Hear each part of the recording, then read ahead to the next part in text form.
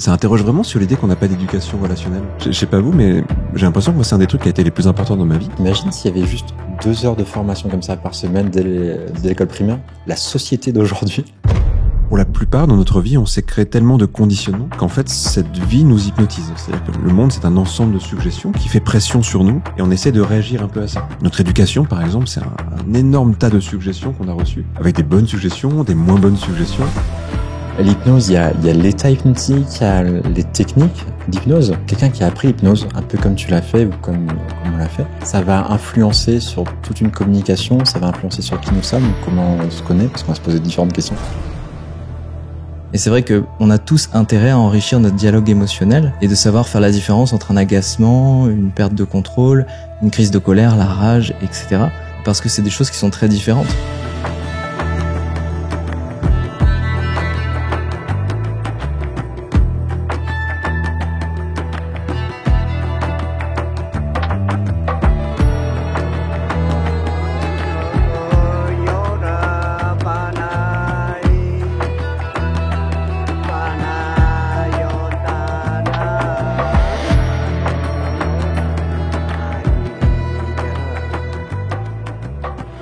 Bienvenue au coin du feu. Le feu? Quel feu? Le feu qui est juste derrière en fait. Et si vous vous approchez bien, vous pouvez sentir la chaleur du feu qui vous réchauffe. Ça rayonne, ça réchauffe. Bonsoir à tous. Et bienvenue pour le 2e épisode de Coin du Feu. On se retrouve et c'est un vrai plaisir et je suis trop content de continuer. Et j'espère que c'est le début d'une longue série. Et cette fois-ci, donc plus qu'aller largement sur différents sujets, on a décidé de se centrer sur différents thèmes. On parle aujourd'hui de chamanisme et d'hypnose, c'est bien ça? Ouais, autant le premier épisode, on s'est dit qu'on laissait à bâton rompu, comme ça on a parlé de plein de sujets, mais on les a juste effleurés. Mais c'était une manière de présenter un petit peu ce qui nous réunit, ce qu'on a envie de proposer. Et là, on va commencer maintenant à se focaliser sur des sujets pour les creuser un peu plus, pour voir tout ce à quoi ils nous font penser, toutes les connaissances qu'on peut accumuler autour de ça. Et on va commencer à explorer réellement. Ce qui me plaît, c'est de me dire aussi que c'est pas forcément un topo comme une grande démonstration qu'on devrait faire.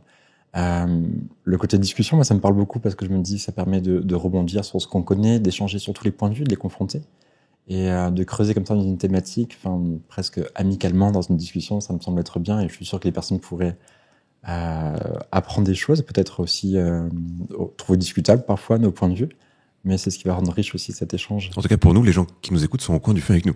C'est ça. C'est une invitation à se retrouver au coin du feu. Mais c'est bien parce que c'est un espace qui débride les conversations. Il faut toujours un peu que ça se lance.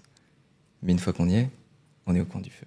On pourrait s'imaginer, quelle que soit l'heure à laquelle on écoute, qu'il est déjà tard en fait. Qu'il est déjà tard et que la nuit tombée, l'esprit se délie un petit peu, les rêves sont plus présents, le côté onirique est extrêmement palpable. Et du coup, on part comme ça, d'idée en idée, on se laisse porter, on navigue un peu dans nos associations d'idées. Et en général, c'est le début du partage. C'est vrai que la nuit, il y a toujours eu le côté un peu mystérieux, propice à l'introspection ou à la découverte de nouvelles choses, ce côté un peu questionnant. Et je sais pas comment vous vivez-vous. Enfin, je pense au moment de travail. Je sais pas si vous travaillez des fois le soir ou lorsqu'il y a plus de notifs, lorsqu'il fait peut-être noir à l'extérieur, qu'il y a moins de bruit autour de vous. C'est des moments un peu particuliers. Moi, je les aime bien, ces moments dans lesquels on peut vite rentrer dans un état de flow. Et parfois, ça m'arrive de travailler un peu tard. Et je sais que j'aime bien ces moments-là parce que tu dis un peu tard, mais parfois je reçois des mails de toi à 4h du matin, et je sais pas s'il est très tôt ou très tard. 4h du matin, carrément. Oui, ça arrive. Ouais, on a déjà fait des réunions à 3 du mat. À 4 du mat, ça nous a déjà arrivé. Avec le décalage horaire en plus et tout. Mais alors parfois, j'ai expérimenté différentes choses il y a des phases de travail intense parfois, et comme beaucoup d'entrepreneurs, des fois on fait un peu plus que 35 heures. Mais j'ai essayé parfois le sommeil polyphasique. Je sais pas si ça vous parle. De se dire qu'on a besoin d'une quantité minimum d'heures pour être en forme. Et ça a donné quoi? Mais on peut le découper dans la journée. Ouais. C'est-à-dire qu'on va passer juste quelques temps dans la journée et puis se dire on va essayer de faire des siestes à différents moments, de cumuler du sommeil profond à des moments très précis. Ce qui fait qu'on peut faire une journée sans vraie nuit, mais juste avec 4 ou 5 siestes qui sont très bien placées. Alors ça me fait penser à un truc, parce que je lisais il n'y a pas longtemps un article sur un chercheur, j'ai plus son nom, qui habite à Nice, je crois, et qui est spécialisé, il travaille en spéléologie, et il a travaillé sur l'idée il a fait plusieurs expériences sur le fait d'être isolé dans des grottes profondément sous terre pendant des semaines sans montre, sans aucun appareil de mesure. Et il était aussi dans une expérience, donc mesurée. Il y avait notamment quelqu'un qui était toujours en contact audio avec lui à la surface, pas pour parler et échanger, mais pour écouter ce qui se passait, pour être là en cas de sécurité. Et ces rythmes biologiques ont été mesurés. Et il y a des choses qui sont assez étonnantes. Déjà, lui avait perdu toute notion du temps. Ça a duré 6 semaines, je crois, cette expérience. Ce qui est, vous imaginez 6 semaines dans une grotte? Ça va devenir fou. En fait, moi, ça me donne envie de le faire, pour le coup. Eh ben, franchement, on peut se lancer un défi, 6 semaines dans une grotte. On se trouve une grotte? On se trouve une grotte. C'est chaud. Alors l'idée, c'est de le faire un par un. Si vous connaissez une grotte, on peut faire ça dans votre grotte. Je pense que c'est bien de commencer par une semaine ou deux. Mais peut-être, ouais. Donc au bout de quelques jours, il a perdu toute notion du temps. Okay. En gros, il fait un rapport régulier, donc on voit que parfois il s'endort à une heure aléatoire. Il se réveille quelques minutes après, mais il ne sait pas si il s'est passé 10 heures ou 2 heures. Donc parfois, il a l'impression que c'était hier alors que c'est 1 heure après. Et en fait, une chose qui a été montrée, c'est que l'être humain, quand il perd tous ces repères-là, déjà, il dort plus la nuit que le jour. En fait, il dort plus le jour que la nuit plutôt. En fait, on reste des mammifères qui, sans doute à l'origine, étaient plus nocturnes, comme beaucoup de mammifères en fait, pour plein de raisons biologiques. Et surtout que les quantités de sommeil sont très variables en fait d'une période à l'autre, et que le sacro-saint, il faut 8 heures de sommeil par jour, semble être vraiment une idée un peu une sorte de grandeur statistique qui est pas fausse en soi, mais qui d'un individu à l'autre n'est pas forcément vrai par contre. Et je pense que c'est hyper intéressant de comprendre qu'en fait écouter ses besoins, parce que c'est la seule chose que peut faire cette personne, c'est sans doute la meilleure façon de trouver un bon repos ou d'avoir un sommeil intéressant. S'écouter. Il faudrait pouvoir le faire sans montre et sans vision du soleil pendant quelques temps, quoi. Il me semble que j'avais vu ça dans un livre qui s'appelait Pourquoi nous dormons. Je sais pas si vous connaissez. Je connais pas, non. Et dans ce livre, justement, il racontait cette histoire de scientifiques qui sont restés plusieurs semaines immergés comme ça dans un milieu complètement coupé. Et j'avais noté une chose qui était intéressante, c'est qu'en fait, notre rythme circadien ne dure pas exactement 24 heures, mais plutôt 24h15. Ah. C'est ce qu'ils ont observé. Il y a comme un petit décalage qui se fait déjà à ce niveau-là. Donc ça peut peut-être que... Vous savez que les journées ne durent pas vraiment 24 heures, c'est une moyenne. Elles durent combien de temps les journées exactement? Alors il y a un système qui peut mesurer ça, c'est l'équation du temps. Je saurais pas te dire exactement. En fait, c'est un peu variable. La moyenne de 24 heures lissée sur l'année fonctionne assez bien, même si on doit rattraper avec une année bissextile de temps en temps. Mais les journées ne font pas exactement 24 heures. Il y en a qui sont plus longues, d'autres un peu moins longues. Et voilà, si vous regardez l'équation du temps, à quoi ça ressemble, c'est hyper intéressant. En gros, sur l'année, ça fait une sorte de 8, pour simplifier un peu, avec des phases plus longues et des phases moins longues. Et ça varie de, tu sais, la fourchette à peu près, c'est 10-15 minutes? Je crois que ça varie d'un peu plus de 15 minutes en haut et en bas de l'équation, quoi. C'est, j'ai plus les chiffres exacts, je peux vous retrouver ça pour la prochaine fois. Donc il y aurait un biais dans l'observation, peut-être. Ouais, il y a un biais, je pense, là-dessus, ouais. C'est, mais au fond, on part déjà sur une discussion qui n'était pas celle qu'on avait prévue. mais c'est la nuit, il faut suivre le flow. C'est comme, tu vois, l'idée que en France, on a tous le même fuseau horaire, alors qu'en fait, entre, je sais pas moi, Brest et Nice, il y a quand même une différence de la durée du jour, qui est considérable, plus d'1 heure, je pense, entre les deux à certaines périodes. Et tout ça, ce sont des moyennes pratiques pour la vie en société, mais qui reflètent pas exactement la réalité. C'est drôle parce que hier, on était en live sur Instagram tous les deux. Et en fait, je disais à ma femme après, parce qu'elle regardait, et puis, je sais que quand on est tous les deux en live à cette heure-là, ou qu'on est en visio, il y a toujours un décalage, parce que je suis à Strasbourg, tu es à Paris, et je sais que quand il commence à faire nuit chez moi, toi, tu as dû avoir encore 20 minutes de rap de ton côté, le temps que le soleil se couche vraiment, ou que la Terre tourne, ça dépend du point de vue, et du coup, on a ce petit décalage, et c'est drôle de se dire que rien qu'à 2 heures de train, on peut déjà voir en tout cas la taille de la Terre, on peut l'apprécier d'une certaine manière comme ça. Mais avez-vous entendu parler d'un calendrier qui pourrait être réglé un peu différemment? Des personnes se sont essayées à créer un calendrier qui correspond bien mieux finalement au rythme, au cycle de la rotation de la Terre et la rotation autour de la planète, autour du Soleil. Et finalement, je l'ai plus en tête, mais ça donnerait des jours assez réguliers. Il n'y aurait pas des mois avec 30 jours, 31 et 28, et parfois ça change un petit peu.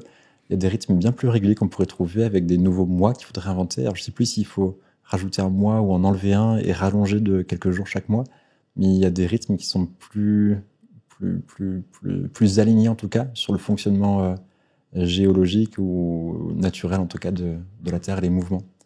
Et c'est vrai que notre notion peut-être du temps, du rythme, c'est un peu décorrélé parfois de la nature.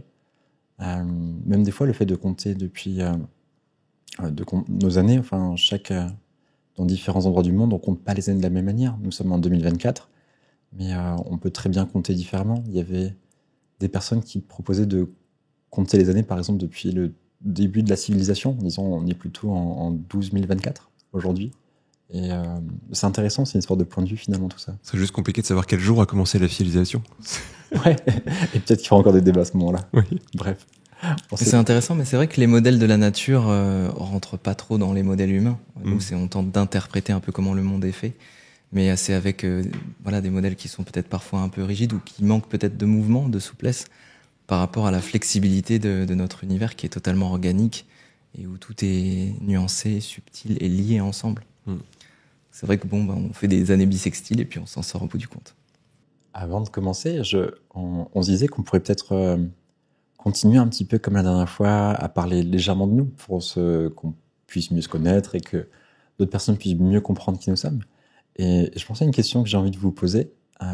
J'y pensais dans le train tout à l'heure en me disant, parce que je pensais à moi en me disant, tiens, il y a eu le dernier enregistrement dans lequel on parlait un peu de notre parcours, de ce qui a pu nous transformer. Et je pensais simplement à, tiens, qui j'étais il y a 10 ans. C'est la question que je me suis posée. Et je me suis dit, j'étais totalement différent. J'étais pas vraiment la même personne. Et 15 ans avant, encore moins. Et je pense qu'il y a des personnes qui avancent plus ou moins vite dans un cheminement personnel. Alors ça va jouer peut-être avec leur environnement, s'ils ont déménagé, les rencontres et tout ce qui est des personnes peut-être un peu plus comme vous ou nous, qui sommes sensibles à développement personnel, ça peut être un peu limité, mais qui ont envie en tout cas de tendre vers quelque chose de mieux et qui ont choisi une voie ou une direction. Et qui évoluent peut-être et qui cheminent depuis quelques années avec peut-être une philosophie qui s'affine, avec une meilleure connaissance de soi. Mais bref, ma question, elle est celle-ci. Qui vous étiez avant, peut-être déjà jeune ou très jeune, et qui vous êtes maintenant, et qu'est-ce qui vous a amené à changer ? À quel âge ? Parce que à quel âge ? T'as dit 10 ans, j'étais resté sur 10 ans. Il y a 10 ans ? Je dirais jeune adulte. Il y a 10 ans. C'est super intéressant. Enfin, je pense que... Jeune adulte. Jeune adulte. Et même si on a déjà pas mal d'impact de la vie en général à ce moment-là, mais entre jeune adulte et l'adulte que vous êtes aujourd'hui, qu'est-ce qui vous a amené à changer, ou quelles sont les rencontres, quels sont les événements ? Je comprends à ton regard que c'est moi qui pars en premier, c'est ça. Écoute, vas-y.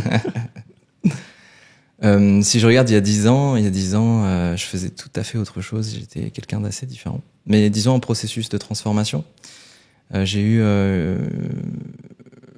une partie de mon parcours en fait où j'essayais d'intégrer un peu un modèle humain qui correspondait à ce que j'estimais être les attentes de la société. Et donc j'ai travaillé en tant que directeur de magasin dans une surface de vente spécialisée dans les chaussures de ville. Et donc j'avais pour clientèle des hommes d'affaires. Ouais, voilà, je me suis rebellé littéralement contre le système, tu vois. D'ailleurs, je sais pas s'il y a une caméra qui voit mes pieds. Regarde, juste au cas où pour le montage.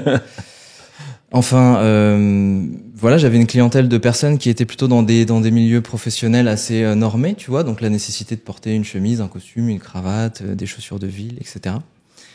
Et donc c'était une période où j'étais un peu, j'incarnais vraiment le modèle du jeune garçon qui est fan du film Le Loup de Wall Street, tu vois. D'accord. Donc c'est-à-dire costume, 10 kilos de plus parce que je faisais de la muscu 4 fois par semaine. Je t'imagine pas en costume. Ouais, j'avais les cheveux courts, rasés avec la petite mèche sur le côté, tu vois. J'étais en costume tout au long de la... Je t'enverrai des photos. Peut-être je vais en mettre une au montage, tu vois, comme ça on verra un peu. Prendre une nature sur la vidéo. J'ai été fasciné par le mouvement italien de style vestimentaire qu'on appelait la sprezzatura. Donc c'est ce style un peu, on est bien habillé, en même temps il y a un côté relâché. Donc décontracté et chic en même temps. Et j'essayais vraiment d'incarner le parfait modèle du vendeur de chaussures dans son magasin, tu vois. Donc en plus c'était une ambiance très très particulière puisque c'était des Chesterfield. Donc t'avais l'impression de rentrer un peu dans un speakeasy londonien avec une atmosphère très particulière. Le logo c'était un trotteur, donc tu avais le cheval, la présence, voilà un petit peu de tout l'esprit du golf etc. qu'on retrouvait dans ce genre de magasin. Donc il y avait vraiment une atmosphère assez léchée. Et j'étais vraiment le modèle qui correspondait à cette atmosphère à cette époque-là. Donc, il y a 10 ans, ouais, c'était vraiment une orientation différente pour moi. Malgré tout, j'ai toujours été un garçon très sensible, assez ouvert d'esprit, avec une empathie pour les autres et une volonté naturelle de m'orienter vers la nature. C'est beaucoup de fois le mot nature, mais j'aime. Quand j'étais petit, tu me laissais dans la nature, je restais 5 heures sans aucun problème, à regarder les lézards, les papillons, les fleurs, etc. Tu vois. Et j'ai switché à ce moment-là parce qu'il y avait une forme d'attente ou une nécessité de gagner sa vie, de s'incarner dans la société. Donc j'ai fait ça un peu par hasard, parce qu'à la base j'avais fait des écoles plutôt artistiques. J'ai fait des études en design graphique, en design et en architecture. Et je suis allé avec le cœur, avec la passion dans ce milieu-là. Malheureusement, j'avais l'impression qu'on voulait prendre ma créativité et la mettre dans un cadre plus que de me donner les outils pour l'exprimer librement. Donc ça m'a beaucoup contrarié. Et ce parcours, j'ai décidé de l'arrêter consciemment pour travailler. Voilà. Et donc ça a été une première sorte de rupture avec cette partie de moi créative, pour aller vers une partie plus ancrée dans un autre modèle, quoi, une autre manière de m'exprimer. Et à la suite de ça, en fait, j'ai été donc directeur d'un magasin pendant 4 ans à Lille. Donc toute ma situation était parfaite, tu vois, j'étais jeune, j'avais 21 ans, j'avais un appartement de fonction, j'habitais en face de l'Opéra Garnier à Lille, donc c'était en plus très confortable. Je gagnais bien ma vie.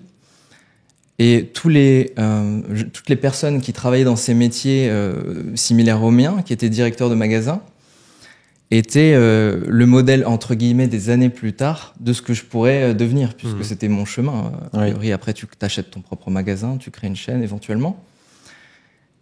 Et je me sentais vraiment pas raccord avec ça. En plus, il y avait, tu sais, ce côté, quand t'es vendeur, tu quittes ton magasin, tu vas dans le magasin de l'autre, tu discutes un petit peu, et puis juste avant que le client arrive, il y a des sortes de confidences qui se font. Et parfois des confidences du genre oh, regarde là, la grosse pouffe, elle arrive, elle va encore acheter ses chaussures et tout. Et tu vois, moi, il y avait une partie de moi qui était en mode ok, et juste la personne rentre, bonjour madame, vous allez bien? Et je me suis dit, c'est horrible. C'est rude. Ouais. Je me suis dit, ce milieu-là, tu vois, je sais pas trop si je vais y rester longtemps. Donc je suis quand même resté 4 ans. Et à la suite de ça, il y a eu rupture avec une amoureuse de l'époque, des nécessités de se réadapter. Un processus qui fait que de fil en aiguille, je me sens moins impliqué, j'ai moins envie de faire la petite vente additionnelle pour atteindre l'objectif à la fin du mois, j'ai pas envie de forcément essayer de modifier mon état émotionnel pour correspondre à l'image de la vente. Je sens que je commence un peu à me déconnecter de tout ce scénario, en fait. Et c'est là que j'ai commencé à changer. Voilà, pour répondre à ta question, qui j'étais il y a 10 ans, c'était différent. D'accord, super.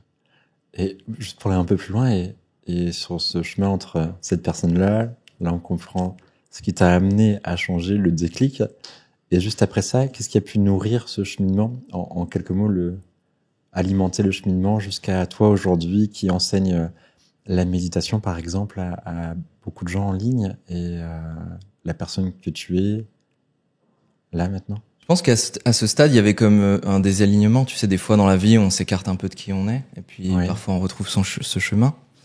Là, je m'étais vraiment éloigné de qui j'étais, de cet enfant contemplatif qui passe des heures dans la nature, pour être une sorte d'incarnation un peu falche du loup de Wall Street. Et donc voilà, le processus qui s'est produit en moi, il était assez simple. C'était juste un appel à retourner vers qui j'étais.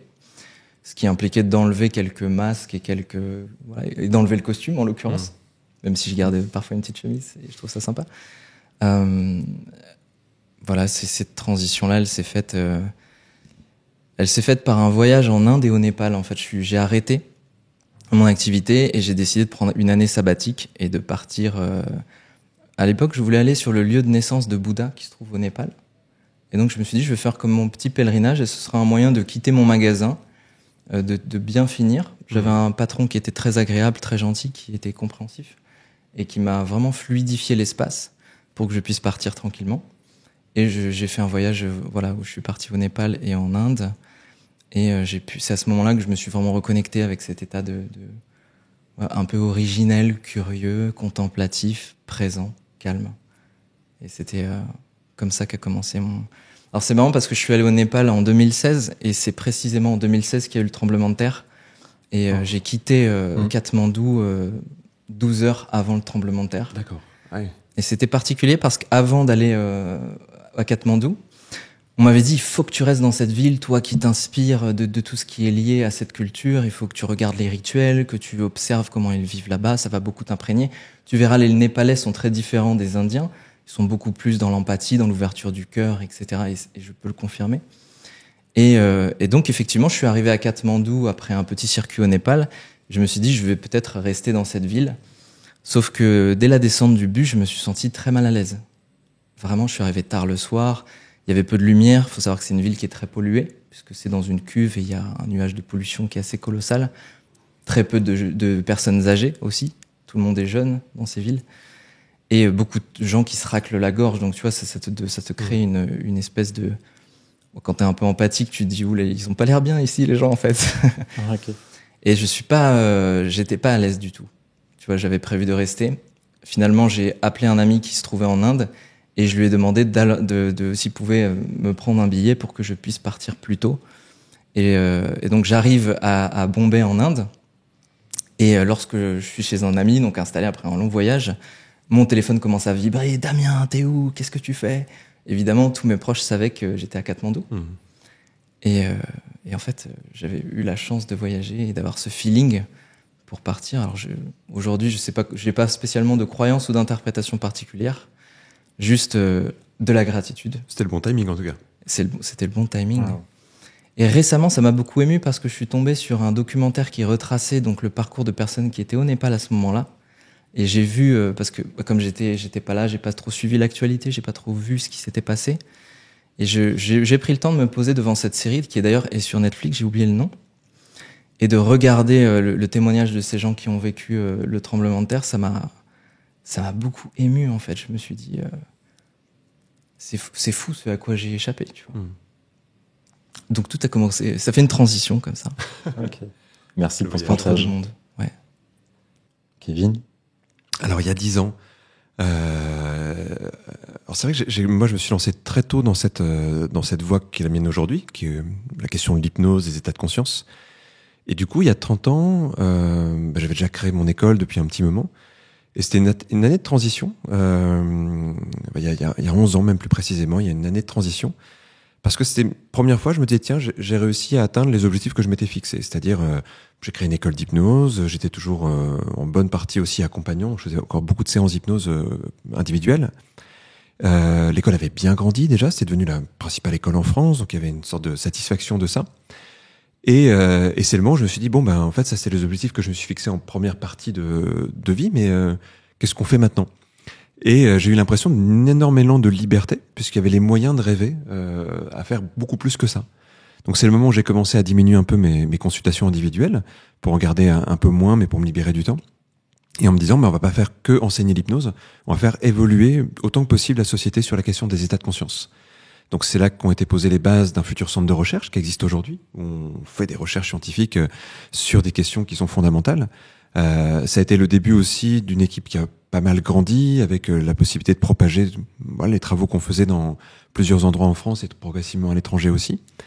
Et tout d'un coup, j'ai eu un sentiment de changement d'identité, puisque ma première partie de vie professionnelle, qui a commencé très tôt, j'ai ouvert mon cabinet à 17 ans, c'était d'être accompagnant, thérapeute on pourrait dire. Et là tout d'un coup je me suis dit, je crois que j'ai fini cette mission-là, même si j'ai envie de garder toujours, et je garde toujours un pied dans ce métier d'accompagnant, mais j'avais l'impression d'avoir atteint ce que je pensais être bon d'atteindre, c'est-à-dire avoir aidé des gens et tout ça, mais que mon objectif était plus maintenant de transmettre et de faire évoluer les mentalités. Donc c'était un passage d'étape de vie. Étape qui arrive jusqu'à maintenant quasiment, donc c'est plutôt chouette. Incroyable. Et le cabinet public est sorti à quel moment? C'était les cabinets publics, j'ai commencé à en faire un peu avant ça. Alors la forme était un peu différente, je pense aussi. En fait, très tôt, j'ai fait des conférences pour expliquer ce qu'était l'hypnose. Et le problème, c'est que les gens, je leur expliquais, ils disaient c'est intéressant, mais on sait toujours pas ce que c'est, en fait. Donc je me suis dit, il faut que je commence à faire des démonstrations dans les conférences. Donc ça a commencé où je disais aux gens, voilà, est-ce qu'il y a quelqu'un qui veut venir découvrir l'hypnose? Donc quelqu'un venait. Et en fait, je me suis rendu compte que juste, peut-être les 10 minutes, un quart d'heure que je passais à faire une démonstration étaient beaucoup plus intéressants pour les gens que les 1h30 d'explication autour. Donc je me suis dit, on va changer la formule, on va appeler ça un cabinet public. Et le premier a été fait dans mes locaux de l'époque, en fait c'est dans mon bureau de l'époque. Donc il y avait pas beaucoup de place, il y avait de quoi mettre 10-15 personnes. Et j'avais juste publié, je crois que c'était sur Facebook à l'époque, une petite annonce en disant voilà, j'aimerais vous montrer à quoi ressemblent des séances d'hypnose. On va appeler ça un cabinet public. Ça sera dans mon cabinet, mais vous venez. Et puis j'espère qu'il y a des gens qui voudront passer en démonstration. Comme ça me permettra d'expliquer. Et dans ce petit espace, on s'est retrouvé à 50 en fait. Les gens étaient serrés les uns contre les autres. Ça collait pas du tout. Et en même temps, c'était un super moment. Parce que je me suis dit, là, je fais vraiment ce que j'aime. J'aide quelqu'un, mais à travers l'aide de cette personne, je fais comprendre aux gens les mécanismes qui leur permettent de changer. Et pour moi, ça a été vraiment un truc important. Donc, c'était il y a un peu plus de 10 ans, ça, pour le coup. Mais ça a été un gros tournant aussi. Et c'est ce qui m'a fait valider qu'en fait, dans cette étape de vie, j'avais envie d'enseigner et de transmettre. C'est pas évident de préparer une salle, d'installer tout le matériel, de créer ça dans des conditions un peu de live. Comment ça s'est passé au début? C'était fluide sur ce plan-là? C'était hyper improvisé en fait. Okay. Je crois que je me suis pas posé la question. Si je m'étais posé la question, je me serais sans doute dit c'est pas évident. Mais en fait, je me suis retrouvé avec plein de gens qui arrivaient, je m'y attendais pas. Il y avait aucun moyen pour les gens de s'asseoir et tout ça. La plupart sont restés debout. Et j'avais juste 2 chaises au milieu des gens, presque collées aux gens, pour faire une démonstration avec quelqu'un. Donc non, c'était hyper improvisé. Donc c'était pas filmé ce premier. Ah non, pas filmé, complètement improvisé. Et avec le recul, c'était sans doute pas terrible ce que j'ai fait. Mais j'étais tellement content de le faire, tu sais. Il y avait vraiment ce côté un petit peu naïf presque dans la démarche. C'est bien cette naïveté aussi. Elle est toujours à l'origine d'une bonne idée. Je pense, je crois beaucoup à la naïveté. Ouais. C'est, tu sais, comme je forme beaucoup de professionnels, je vois plein de gens qui disent mais moi j'ose pas me lancer, j'ose pas faire le métier que j'aime, j'ai envie d'aider les gens, mais tu parlais de ton changement en fait, de passer d'un métier classique entre guillemets, qui parfois est aussi assez confortable avec un truc un peu plus normé. Et beaucoup de gens sont dans ces métiers-là et vivent ce que tu as vécu, c'est-à-dire ce côté ça me va pas, en fait c'est plus mes valeurs, c'est plus ma façon de vivre, mais ils n'osent pas se lancer. Et je pense que une des grandes choses qui manquent, c'est la naïveté. C'est parce que c'est ça qui fait qu'on se jette à l'eau et qu'on réfléchira plus tard. Évidemment, c'est plus difficile d'être naïf quand on a 4 enfants, un crédit. Mais malheureusement, je pense que c'est aussi parfois des choses qu'on se raconte parce que quand on suit sa voie, je crois qu'en général, il y a quand même beaucoup de choses qui se mettent en place pour qu'on puisse se réaliser. Alors, faut être prudent, faut pas prendre des risques inutiles. Mais je pense que souvent, il y a un truc qui bride un peu. Parce que trop de calcul, trop de mental, trop de réflexion, et donc ça amène des peurs, des craintes. Alors qu'au fond, parfois, il y a juste besoin d'avancer, puis on verra ce qui se passe. Oui, c'est ça, faut suivre son intuition. Mais je pense qu'il y a un fort indicateur émotionnel quand on se sent pas bien à sa place. Il y a quelque chose qui nous dit, bon, ok, là, c'est peut-être le moment de bouger, quoi. Ça se contracte à l'intérieur, on le ressent même physiquement, parfois. Je crois. Après, là, si je reprends mon expérience de thérapeute, j'ai l'impression d'avoir vu énormément de personnes, et quand je dis énormément, ça se compte en milliers, qui avaient à peu près la même histoire, au fond. C'est je viens vous voir parce que j'en peux plus. Et quand je leur posais la question depuis combien de temps ça va pas, ça faisait souvent 5 ans, 10 ans que ça n'allait pas. Et ils en arrivent au moment où j'en peux plus. Et j'en peux plus, ça veut dire j'ai fait un burn-out, ça veut dire je viens de me faire larguer par mon compagnon, ma compagne parce que je vais pas bien et donc l'autre en a eu marre. C'est quand il y a des enfants, ça va pas avec mes enfants. C'est-à-dire que en fait, à être décalé, les gens finissent par se créer une vie qui est pas du tout enviable et pas du tout satisfaisante. Et souvent, le réflexe dans nos pays, c'est d'aller voir quelqu'un quand vraiment ça va pas bien du tout, quand vraiment ça va mal. Et non pas quand on sent que y a déjà un petit décalage et que ça vaut le coup maintenant de l'écouter. Ce que tu racontes, toi, tu l'as fait assez tôt. Tu dis 4 ans, mais en fait, je pense qu'on a besoin de période pour expérimenter les choses. 4 ans, ça semble être une bonne période pour se dire, j'ai testé quelque chose et ça me va pas. Mais t'imagines la personne que tu serais devenue si 10 ans plus tard, t'avais subi ça 10 ans de plus. C'est fort, et souvent en plus quand les gens le vivent plutôt à 40 ans, quelque chose comme ça, c'est un peu le cliché de la crise de la quarantaine, ils ont souvent cette phrase où ils disent mais pourquoi je l'ai pas fait avant, pourquoi je me suis pas écouté avant. Ils le savaient en fait depuis longtemps. Et donc après il y a la peur de pas rattraper le temps, etc. Même si je pense que même à 70 ans en fait ça changerait pas grand chose. C'est jamais trop tard. C'est jamais trop tard, oui. Il y a des belles transformations à tous les âges et elles sont d'autant plus belles qu'elles sont plus assumées au moment où la personne se sent libérée. Exactement, oui.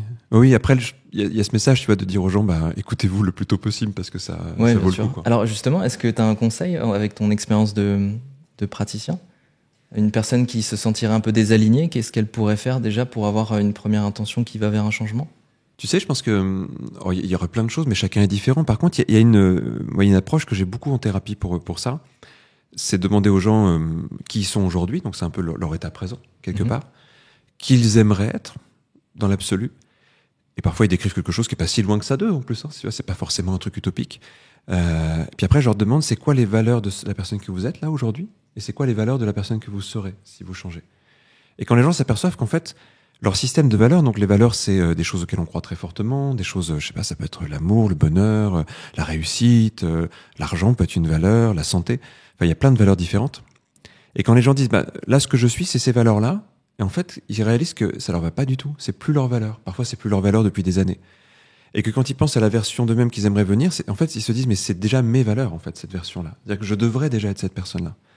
Et là, ils mesurent ce décalage. Donc, c'est vraiment un exercice mental qu'on peut se faire. Alors, concrètement, du coup, ça pourrait être comme une petite méditation. Tu t'installes, tu imagines quelles sont tes valeurs actuelles. C'est ça. En fait, quelles sont les valeurs que je défends aujourd'hui? C'est-à-dire pas celles que j'aimerais avoir, hein, celles que j'ai effectivement aujourd'hui. Tu vois, je reprends ton exemple. Si je vais dans un travail en me disant c'est satisfaisant parce que je gagne bien ma vie, parce que c'est la sécurité, ça veut dire que j'ai aujourd'hui mes valeurs argent et sécurité qui sont activées.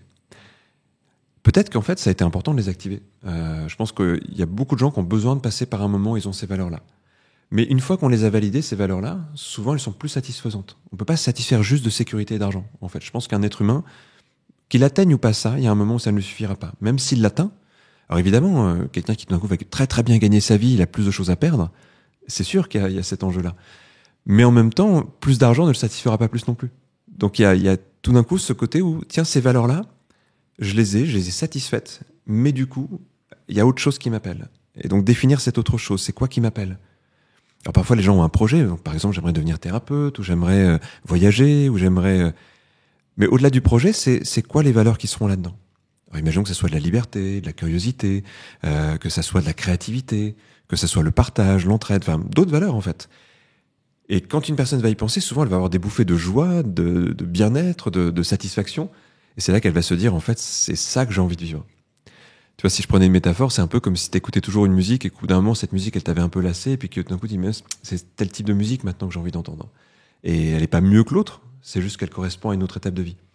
Petite pratique qu'on peut faire à la maison. Exactement, oui. Tout seul. Je le réalise quand tu dis ça. Ça résonne pas mal parce que je pense à ma pratique en tant qu'accompagnant en hypnose.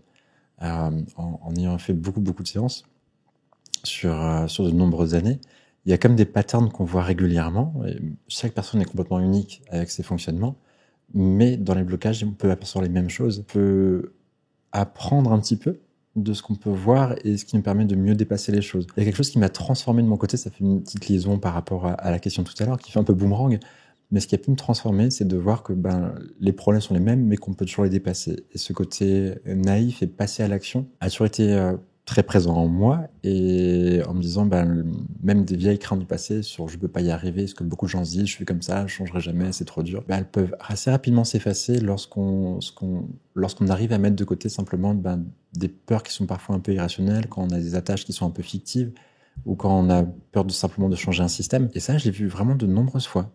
Une fois, ça a été très marquant. J'avais accompagné une personne en séance d'hypnose, et puis en discutant un peu avec la personne, dans son passé, alors c'était une personne brillante qui avait réussi sur plein de plans, enfin professionnel, personnellement, enfin super épanouie, mais elle revenait de loin. Elle a été à la rue à un moment donné. C'est comme si elle a une petite catastrophe familiale, et puis elle a tout perdu, et puis finalement, plus un rond. Elle s'est retrouvée à la rue pendant plusieurs semaines, quelques mois. C'était quand même assez intense. La personne n'avait vraiment plus rien à perdre. Tout ce qui lui appartenait, c'était juste sa santé et sa personne, mais plus aucun contact, rien de chez rien. Et la personne a pu regrimper, et puis avec une certaine motivation, de la force et du courage, et puis par ses propres moyens, elle a pu remonter, se retrouver un emploi, retrouver un entourage, se reconstruire une vie comme ce qu'elle voulait.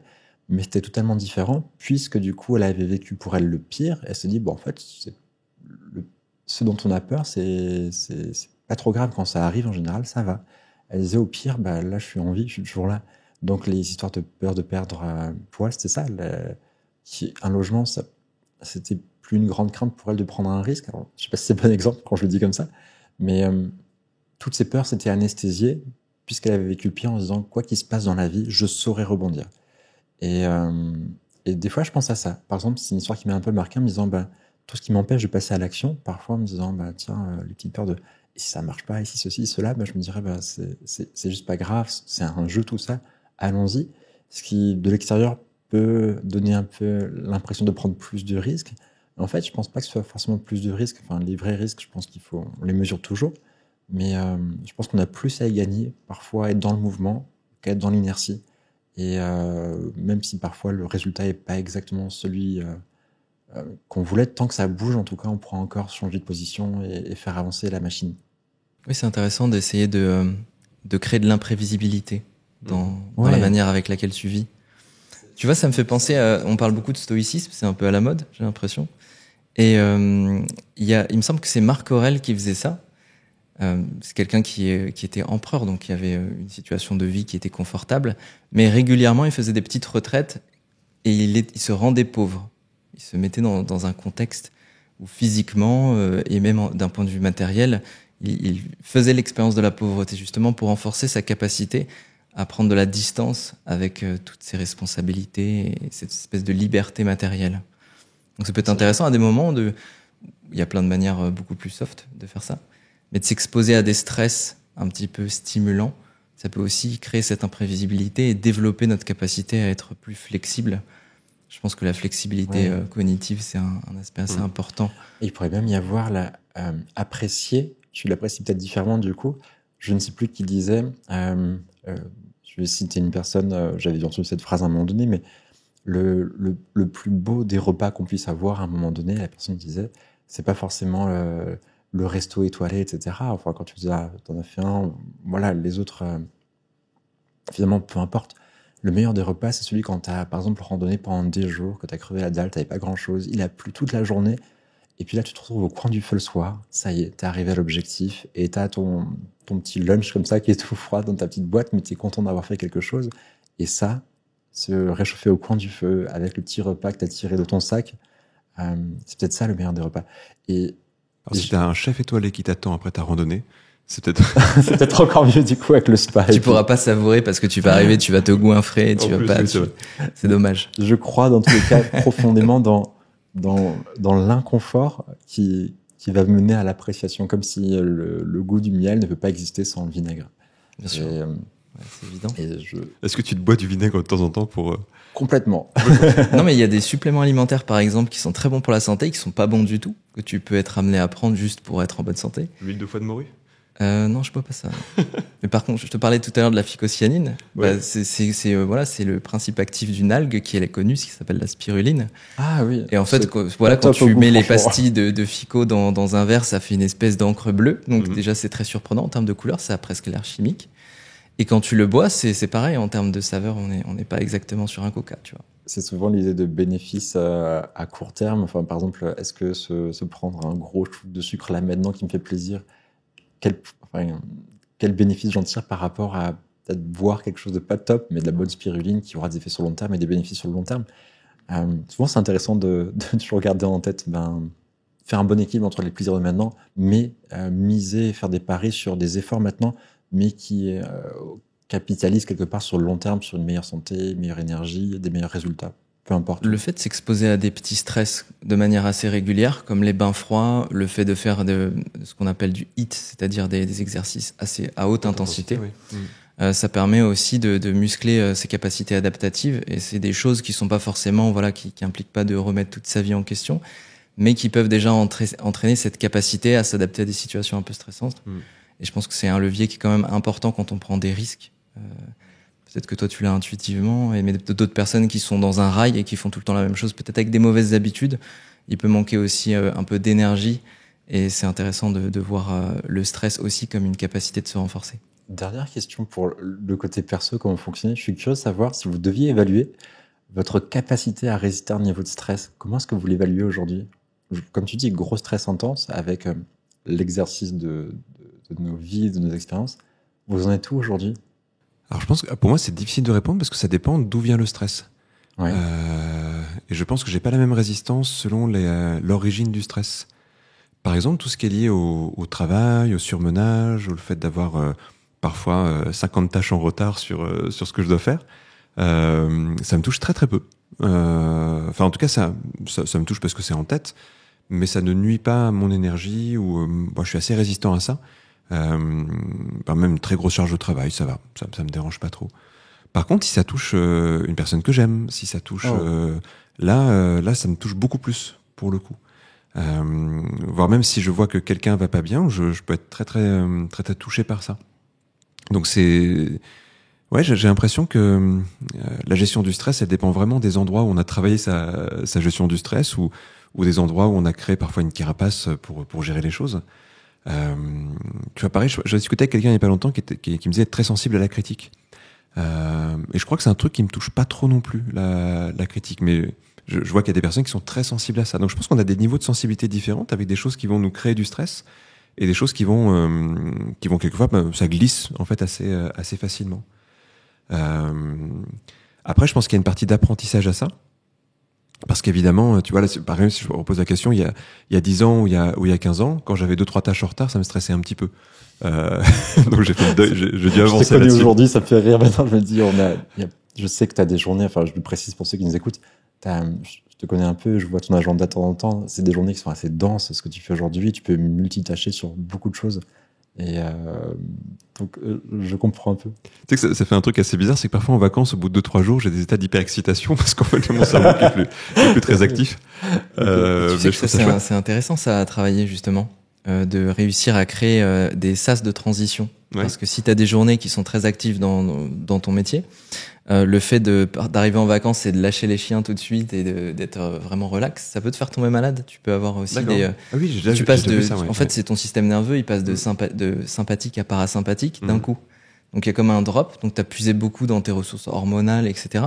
Et d'un seul coup, ton corps, il a une baisse immunitaire qui est due au fait que tu arrives en vacances. Et c'est comme ça que tu tombes malade pour rien, alors que tu te dis, oh, c'est pas normal, je suis en vacances, je suis malade le premier jour, etc. Alors, je sais pas si tu tombes, je pense que t'as une bonne énergie. Écoute, j'ai un souvenir où ça m'est arrivé, j'avais animé presque 30 jours de formation d'affilée, quasiment sans pause, que je faisais à l'époque.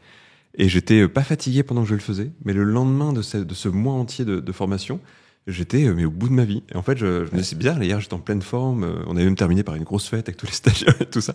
Et donc c'était super. Et le lendemain, j'avais l'impression que mon corps Et comment tu te rappelles comment ça s'est passé la transition? Tu es passé de tout à rien. Okay. En fait, j'ai dormi 10 heures d'affilée en me disant, je vais me reposer, c'est cool. Okay. Et le fait d'avoir dormi, il y a toute la fatigue qui était tombée.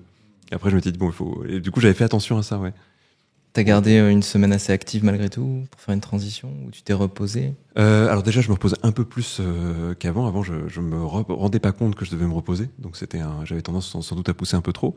Et en effet, j'essaie de décélérer progressivement quand il y a des grosses phases comme ça. Ouais, c'est bien. Ouais, je pense que c'est important de pas faire des gros drops avec son énergie. Je pense à quelque chose que je vais vous raconter. J'ai parfois des phases qui sont assez denses et récemment une des phases un peu denses dans laquelle grosse charge de travail, mais pareil, c'est souvent, pour moi, ce qui est compliqué, c'est pas c'est le multitâche. C'est quand il y a plusieurs choses qui s'accumulent avec plein de tâches qu'il faut réaliser en même temps. C'est parfois difficile et dans des phases un peu intenses dans lesquelles on est un peu dans le flow, donc on dort un peu moins. La seule chose qui occupe l'esprit, c'est toutes les tâches à faire, à réaliser.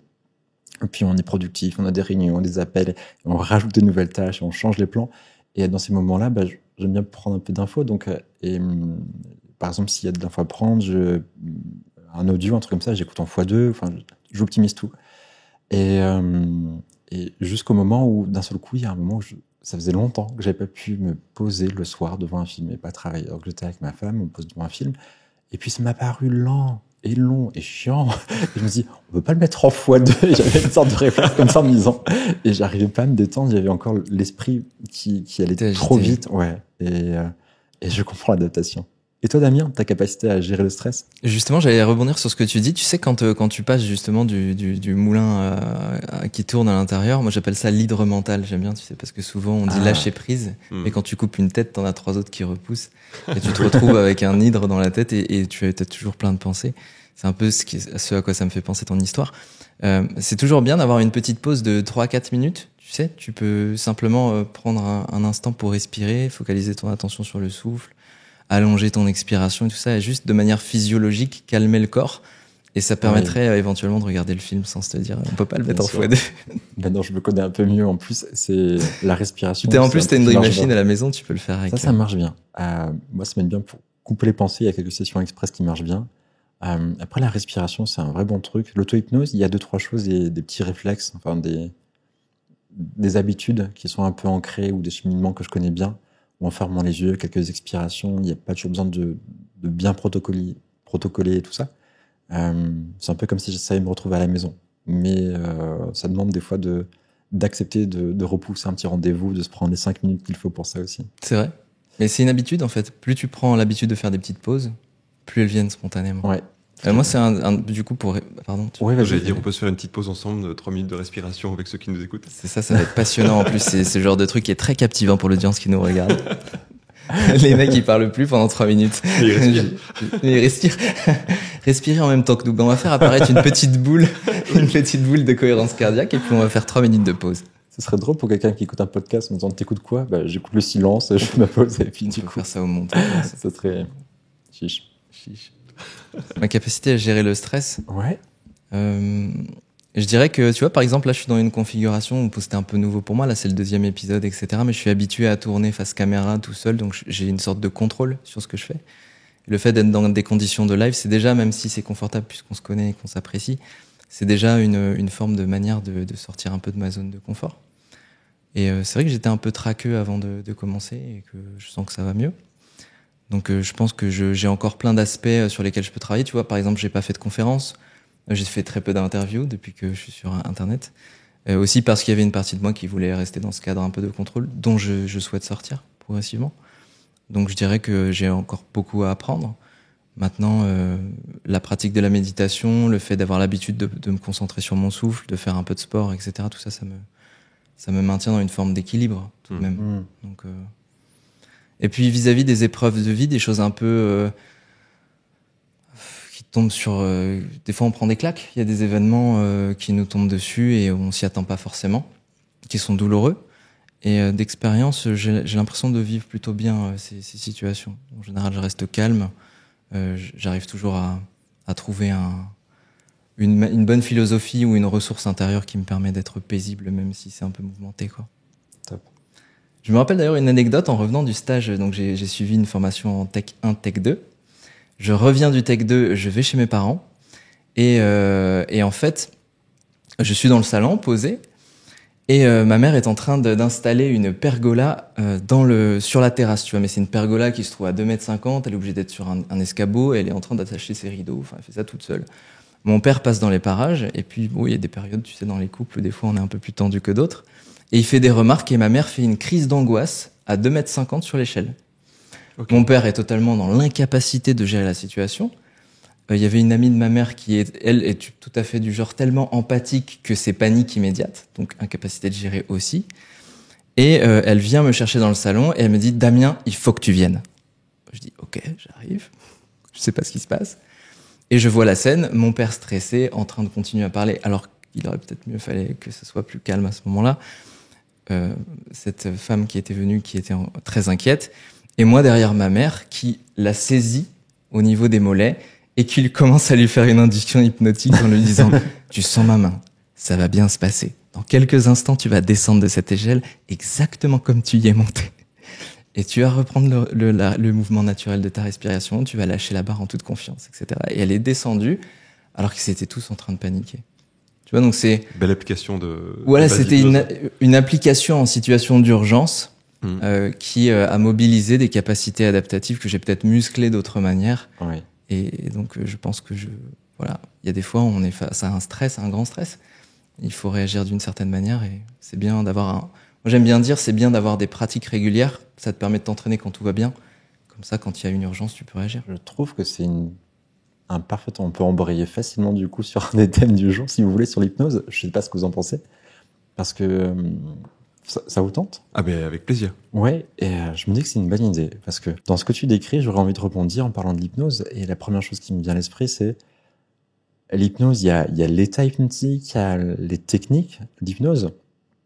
Et puis il y a l'hypnose que quelqu'un qui a appris l'hypnose, un peu comme tu l'as fait ou comme on l'a fait, ça, c'est plus que juste que des techniques. J'ai l'impression qu'il y a un certain moment, ça va influencer sur toute une communication, ça va influencer sur qui nous sommes, ou comment on se connaît, parce qu'on va se poser différentes questions, je pense, sur comment on se pose des questions sur le fonctionnement de l'autre, on se les pose pour soi-même. Et parfois, j'ai l'impression que c'est un peu comme lire dans la matrice, tu sais, de se dire dans les grilles de communication, de pouvoir plus facilement aller amener quelqu'un vers du bien-être, de désamorcer une situation facilement, de trouver les bons mots quand il le faut. Et on va maîtriser l'hypnose. Pour moi, ça a été un grand révélateur. Pareil, je réponds un peu aux questions boomerang de tout à l'heure en même temps avec du retard, mais quand j'ai appris l'hypnose il y a une dizaine d'années, ce qui a été vraiment marquant pour moi, c'est que ça a changé complètement ma relation aux autres. La confiance en moi. Je pense toujours être une personne introvertie. Enfin, j'ai un monde intérieur qui est assez riche, mais je suis beaucoup plus à l'aise avec ça parce que je comprends mieux mes fonctionnements et je sais mieux les utiliser. Et pour moi, l'hypnose, ça a été une pratique pour accompagner en cabinet et j'ai adoré, je le fais encore un tout petit peu, accompagner les personnes en hypnose. Mais pour moi, ça a changé justement ce côté pouvoir réagir à plein de situations avec des outils de communication, de compréhension et ces grilles de lecture qui sont super utiles dans le quotidien. C'est vrai que c'est une belle grille de lecture, effectivement. Ça m'est arrivé une autre fois, j'étais dans le train et une situation assez gênante. Il y a donc j'arrive et il y a une dame qui dit mais c'est ma place, est-ce que monsieur, excusez-moi, c'est ma place, est-ce que je peux m'installer? Le monsieur il dit ouais, vas-y, c'est bon, il y a plein de places ici et tout. Et moi j'assiste à la scène et je vois qu'en fait la dame ne va pas s'installer à sa place parce qu'il y a un type qui s'est installé à sa place et qui a l'air de se moquer du système, tu vois. Pareil, c'était aussi un moment où j'ai pu m'exprimer clairement à l'attention de cette personne et j'ai dit non mais monsieur, en fait dans quelques instants on va trouver une solution très simple à cette situation et vous avez probablement une place très confortable à un autre endroit du train et je suis sûr qu'on peut vous aider à la trouver. Le type se lève. La dame me regarde et me dit « Merci ». Et c'était juste une phrase, tu vois, qui n'était pas spécialement complexe, qui n'était pas une technique, mais spontanément dans la situation, je me suis dit « Il faut faire quelque chose pour que ce soit fluide et agréable ». Tu vois. Et je trouve que c'est ça qui est fascinant, c'est que l'hypnose peut devenir un moyen de comprendre comment le dialogue entre humains peut se faire avec plus de fluidité, de manière d'une part à stopper tous les potentiels de conflit, mais en même temps à créer un espace où tout le monde peut se comprendre. C'est vraiment l'idée, ouais. Tu sais, je pense qu'il y a beaucoup de gens qui se font des images un peu étranges de l'hypnose, notamment parce que le premier contact avec l'hypnose, souvent, c'est le spectacle, ce qui en fait est problématique à plein de niveaux. Déjà parce que l'hypnose de spectacle n'est pas forcément l'hypnose. On pourra en parler, mais au fond, ce qu'on voit en spectacle est quelquefois beaucoup plus autre chose que de l'hypnose. En tout cas, l'hypnose est noyée un peu dans d'autres phénomènes. Mais si on prend vraiment l'hypnose telle qu'elle est, je pense qu'il y a plusieurs regards qu'on peut avoir dessus. Le premier, c'est qu'en fait, c'est déjà des outils de communication que tout le monde devrait apprendre. C'est la self-défense mentale, en fait, l'hypnose. Bien sûr. C'est-à-dire comprendre comment je fonctionne, comprendre comment l'autre fonctionne, pour parfois désactiver des choses, comme les deux exemples que vous avez donnés, ou parfois pour accompagner ou aider quelque chose. En fait, un parent qui apprend l'hypnose peut aider son enfant à se sentir mieux par rapport, je sais pas moi, à préparer un examen ou quelque chose comme ça, par rapport à une difficulté de vie, une colère ou quelque chose comme ça. Puis une personne peut aussi faire de l'auto-hypnose, c'est-à-dire s'appliquer à soi ces principes-là. Parce que finalement, notre cerveau, il est un peu en roue libre, et l'hypnose, c'est pas une façon de le contrôler. Moi, j'aime pas le mot contrôle, mais c'est une façon de le diriger. C'est une façon de lui donner une direction, de lui donner un cap. En tout cas, de l'amener dans ce vers quoi on a vraiment envie d'aller. Le problème, c'est qu'on est démunis souvent parce qu'on sait pas comment on fonctionne.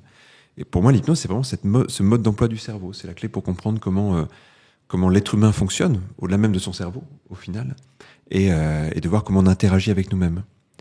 Puis il y a une deuxième partie, qui est peut-être un peu plus subtile, mais qui me semble encore plus importante, au fond, c'est l'idée que l'hypnose est là pour nous déshypnotiser de quelque chose.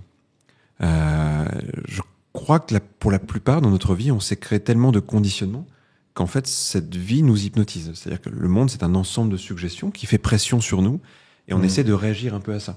Notre éducation, par exemple, c'est un énorme tas de suggestions qu'on a reçues, avec des bonnes suggestions, des moins bonnes suggestions, des il faut, des je dois, des c'est comme ça, des moules, des cadres.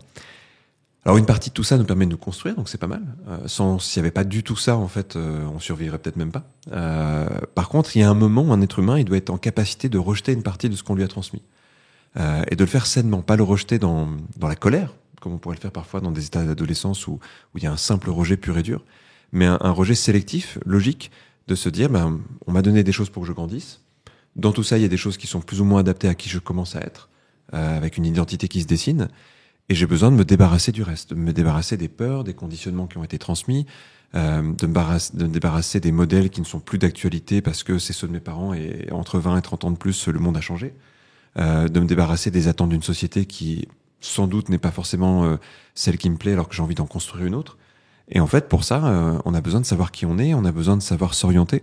Et je pense que l'hypnose, elle a ce but-là, c'est qu'elle nous permet de comprendre comment on est conditionné et comment on peut se déconditionner. Est-ce qu'il y a quelque chose, voilà, quelqu'un qui nous regarde et qui connaît rien à l'hypnose, quelque chose que tu pourrais expliquer rapidement et qui permettrait de mettre en application une meilleure aisance dans les échanhanges? C'est simple, tu vois. En tant que technique de communication, tu veux dire? Ouais, par exemple, récemment, j'ai une infirmière qui est venue pour m'enlever quelques points de suture et elle me dit stresse pas. Ça va pas faire mal. Je rigole, mais en tant qu'infirmier, ça va faire un peu mal, stresse pas. dans l'école d'infirmier qu'on appelle l'IFSI, du coup, on nous apprend plein de choses qui sont censées être hyper utiles pour nos patients, qui sont, prévenez quand vous allez faire mal. Vous dites, ça va faire mal, je vais compter jusqu'à 3. J'exagère à peine, mais c'est ça. Ouais. Et finalement, on apprend plein de choses qui sont contraires à l'effet qu'on veut créer. Et ce qui est génial, c'est que quand on apprend avec l'hypnose, une technique toute simple, si je peux essayer d'y répondre, c'est déjà la première chose, c'est d'utiliser des mots positifs, ce qu'on veut, et on va pas dire ce qu'on ne veut pas. Et comme tu l'as dit, donc ne stresse pas, ou je crois qu'il y a rien de pire. Oui, rassure-toi, sois confiant. Comme pour l'examen, ne stresse pas, il vaut mieux dire sois confiant, crois en toi, et ça sera bien plus utile en tout cas. Et dans le soin, il y a plein de choses comme ça pour lesquelles on peut faire des petites choses. En tout cas, les soignants, c'est assez facile. C'est par des petits mots qu'on peut créer de la confiance et dire... Là, on donne quelque chose, mais peut-être qu'il faudrait un peu expliquer comment les suggestions se placent. Mais pour les gens qui nous écoutent, qui ne connaissent pas l'hypnose, mais une personne qui va passer un examen qui est compliqué à l'hôpital, ça peut être assez facile de rattacher, simplement de ratifier ce qui se passe dans l'examen. Par exemple, l'IRM, ça va faire beaucoup de bruit, mais quand vous entendrez le bruit, ça sera le signal pour que vous puissiez vous sentir bien. Fermez les yeux à ce moment-là pour sentir votre respiration. Et du coup, le bruit ne devient plus une source d'anxiété avec qu'est-ce qui se passe. On va prévenir qu'il y a du bruit, donc il n'y a plus de surprise.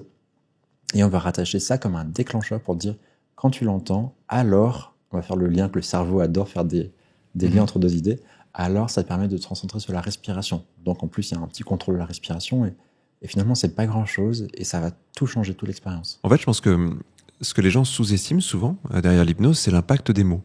Que les mots créent la réalité dans laquelle on vit. Et pourtant, c'est ce qu'on vit dans la vie de tous les jours. Tout commence par une pensée, par des mots, puis ensuite ça se matérialise. Même un projet commence par une idée et par des mots, puis après il devient réel. Et on oublie que les mots nous impactent énormément. Il y a tellement d'exemples autour de ça. Dans ce que tu disais sur le fait de dire à quelqu'un ne stresse pas, on oublie que le mot stress est fort en fait. Et quand on dit à quelqu'un ne stresse pas, le seul mot qui reste dans sa tête, c'est le mot stress. Si on lui dit apaise-toi, le mot apaiser est quand même beaucoup plus intéressant à entendre quand on est un peu stressé que le mot stress justement. Donc le fait de simplement dire à quelqu'un apaise-toi plutôt que ne stresse pas, ça change tout. Je prends un exemple. Dans mon école, on forme beaucoup de sages-femmes, par exemple. Je trouve ça merveilleux de former des sages-femmes. Parce qu'elles sont là dans un moment de vie qui est hyper important. Et je pense qu'on a un gros retard en France par rapport à ça. L'accouchement est une chose très médicalisée, plus en France que même chez nos voisins, Allemagne, Angleterre, etc. Et souvent, là aussi, on apprend au personnel soignant des mots qui sont des mots techniques, mais qui souvent vont créer de l'anxiété. Là où il y a déjà de l'anxiété, on peut imaginer que une femme qui va accoucher, c'est déjà un événement suffisamment important pour pas lui rajouter d'anxiété. Et il y a des gens qui ont mesuré qu'en changeant le vocabulaire couramment utilisé, on changeait le niveau d'anxiété. Par exemple, au lieu de parler de contraction, si on parle de vague, ça change l'expérience, en fait. Le simple fait de le nommer différemment change l'expérience. De vague. Ouais. D'ondulation, de vague. Voilà un vocabulaire qui est quand même plus doux et tu dis tu vas vivre des vagues, tu te lui anticipes pas de la même façon que si je te dis tu vas vivre des contractions. De la même façon que si je dis à quelqu'un avant de faire une piqûre ça va faire un peu mal, en fait on pourrait le dire un petit peu différemment. On pourrait essayer de tourner son attention pour qu'il ressente rien. Avec l'hypnose on peut faire ça. Dans le cas d'un accouchement on veut pas détourner l'attention parce qu'on veut pas qu'une personne ne ressente rien au fond. Mais on peut légèrement anesthésier la partie douloureuse d'une expérience d'accouchement et garder la connexion avec le corps, pour le coup. Ce qui va être... les gens qui font ça, par exemple, il y a des gens qui font des accouchements sans péridurale avec de l'hypnose. C'est ce que les femmes qui vivent ça racontent, c'est qu'elles sont restées en lien avec leur corps. Là où la péridurale va donner une impression qu'il n'y a plus de corps quasiment. Toute une partie du corps est endormie comme une anesthésie locale. Je pense c'est un exemple en tout cas d'un endroit où la communication peut être modifiée. Et en plus, on remarque que les personnes qui sont accompagnées par des gens qui savent faire attention aux mots, au choix des mots, aux suggestions qui accompagnent, et ben, non seulement elles se sentent bien, elles récupèrent mieux, et il y a une confiance et une osmose avec le corps médical. Parce qu'en fait, quelqu'un qui va arriver avec des mots qui sont un peu violents, même si la personne est gentille et chargée de bonnes intentions, ça met les gens en posture de je me sécurise et je me coupe. Et donc ça met des gens un peu en confrontation parfois. Et donc c'est une autre remarque qu'on a des infirmiers, des infirmières, des sages-femmes, etc. qui se forment à l'hypnose, c'est qu'en fait ils ont un bien meilleur rapport avec les patients, qui au lieu de se protéger, sont plus dans la compliance, sont plus dans l'observance, sont plus dans le rapport. Donc en fait tout le monde est gagnant.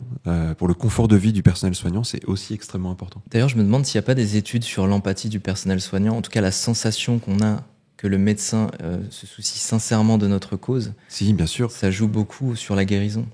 Alors il y a un exemple qui me vient, qui est un peu différent. Tu sais, ils ont remarqué qu'il y avait beaucoup de maltraitance dans les EHPAD.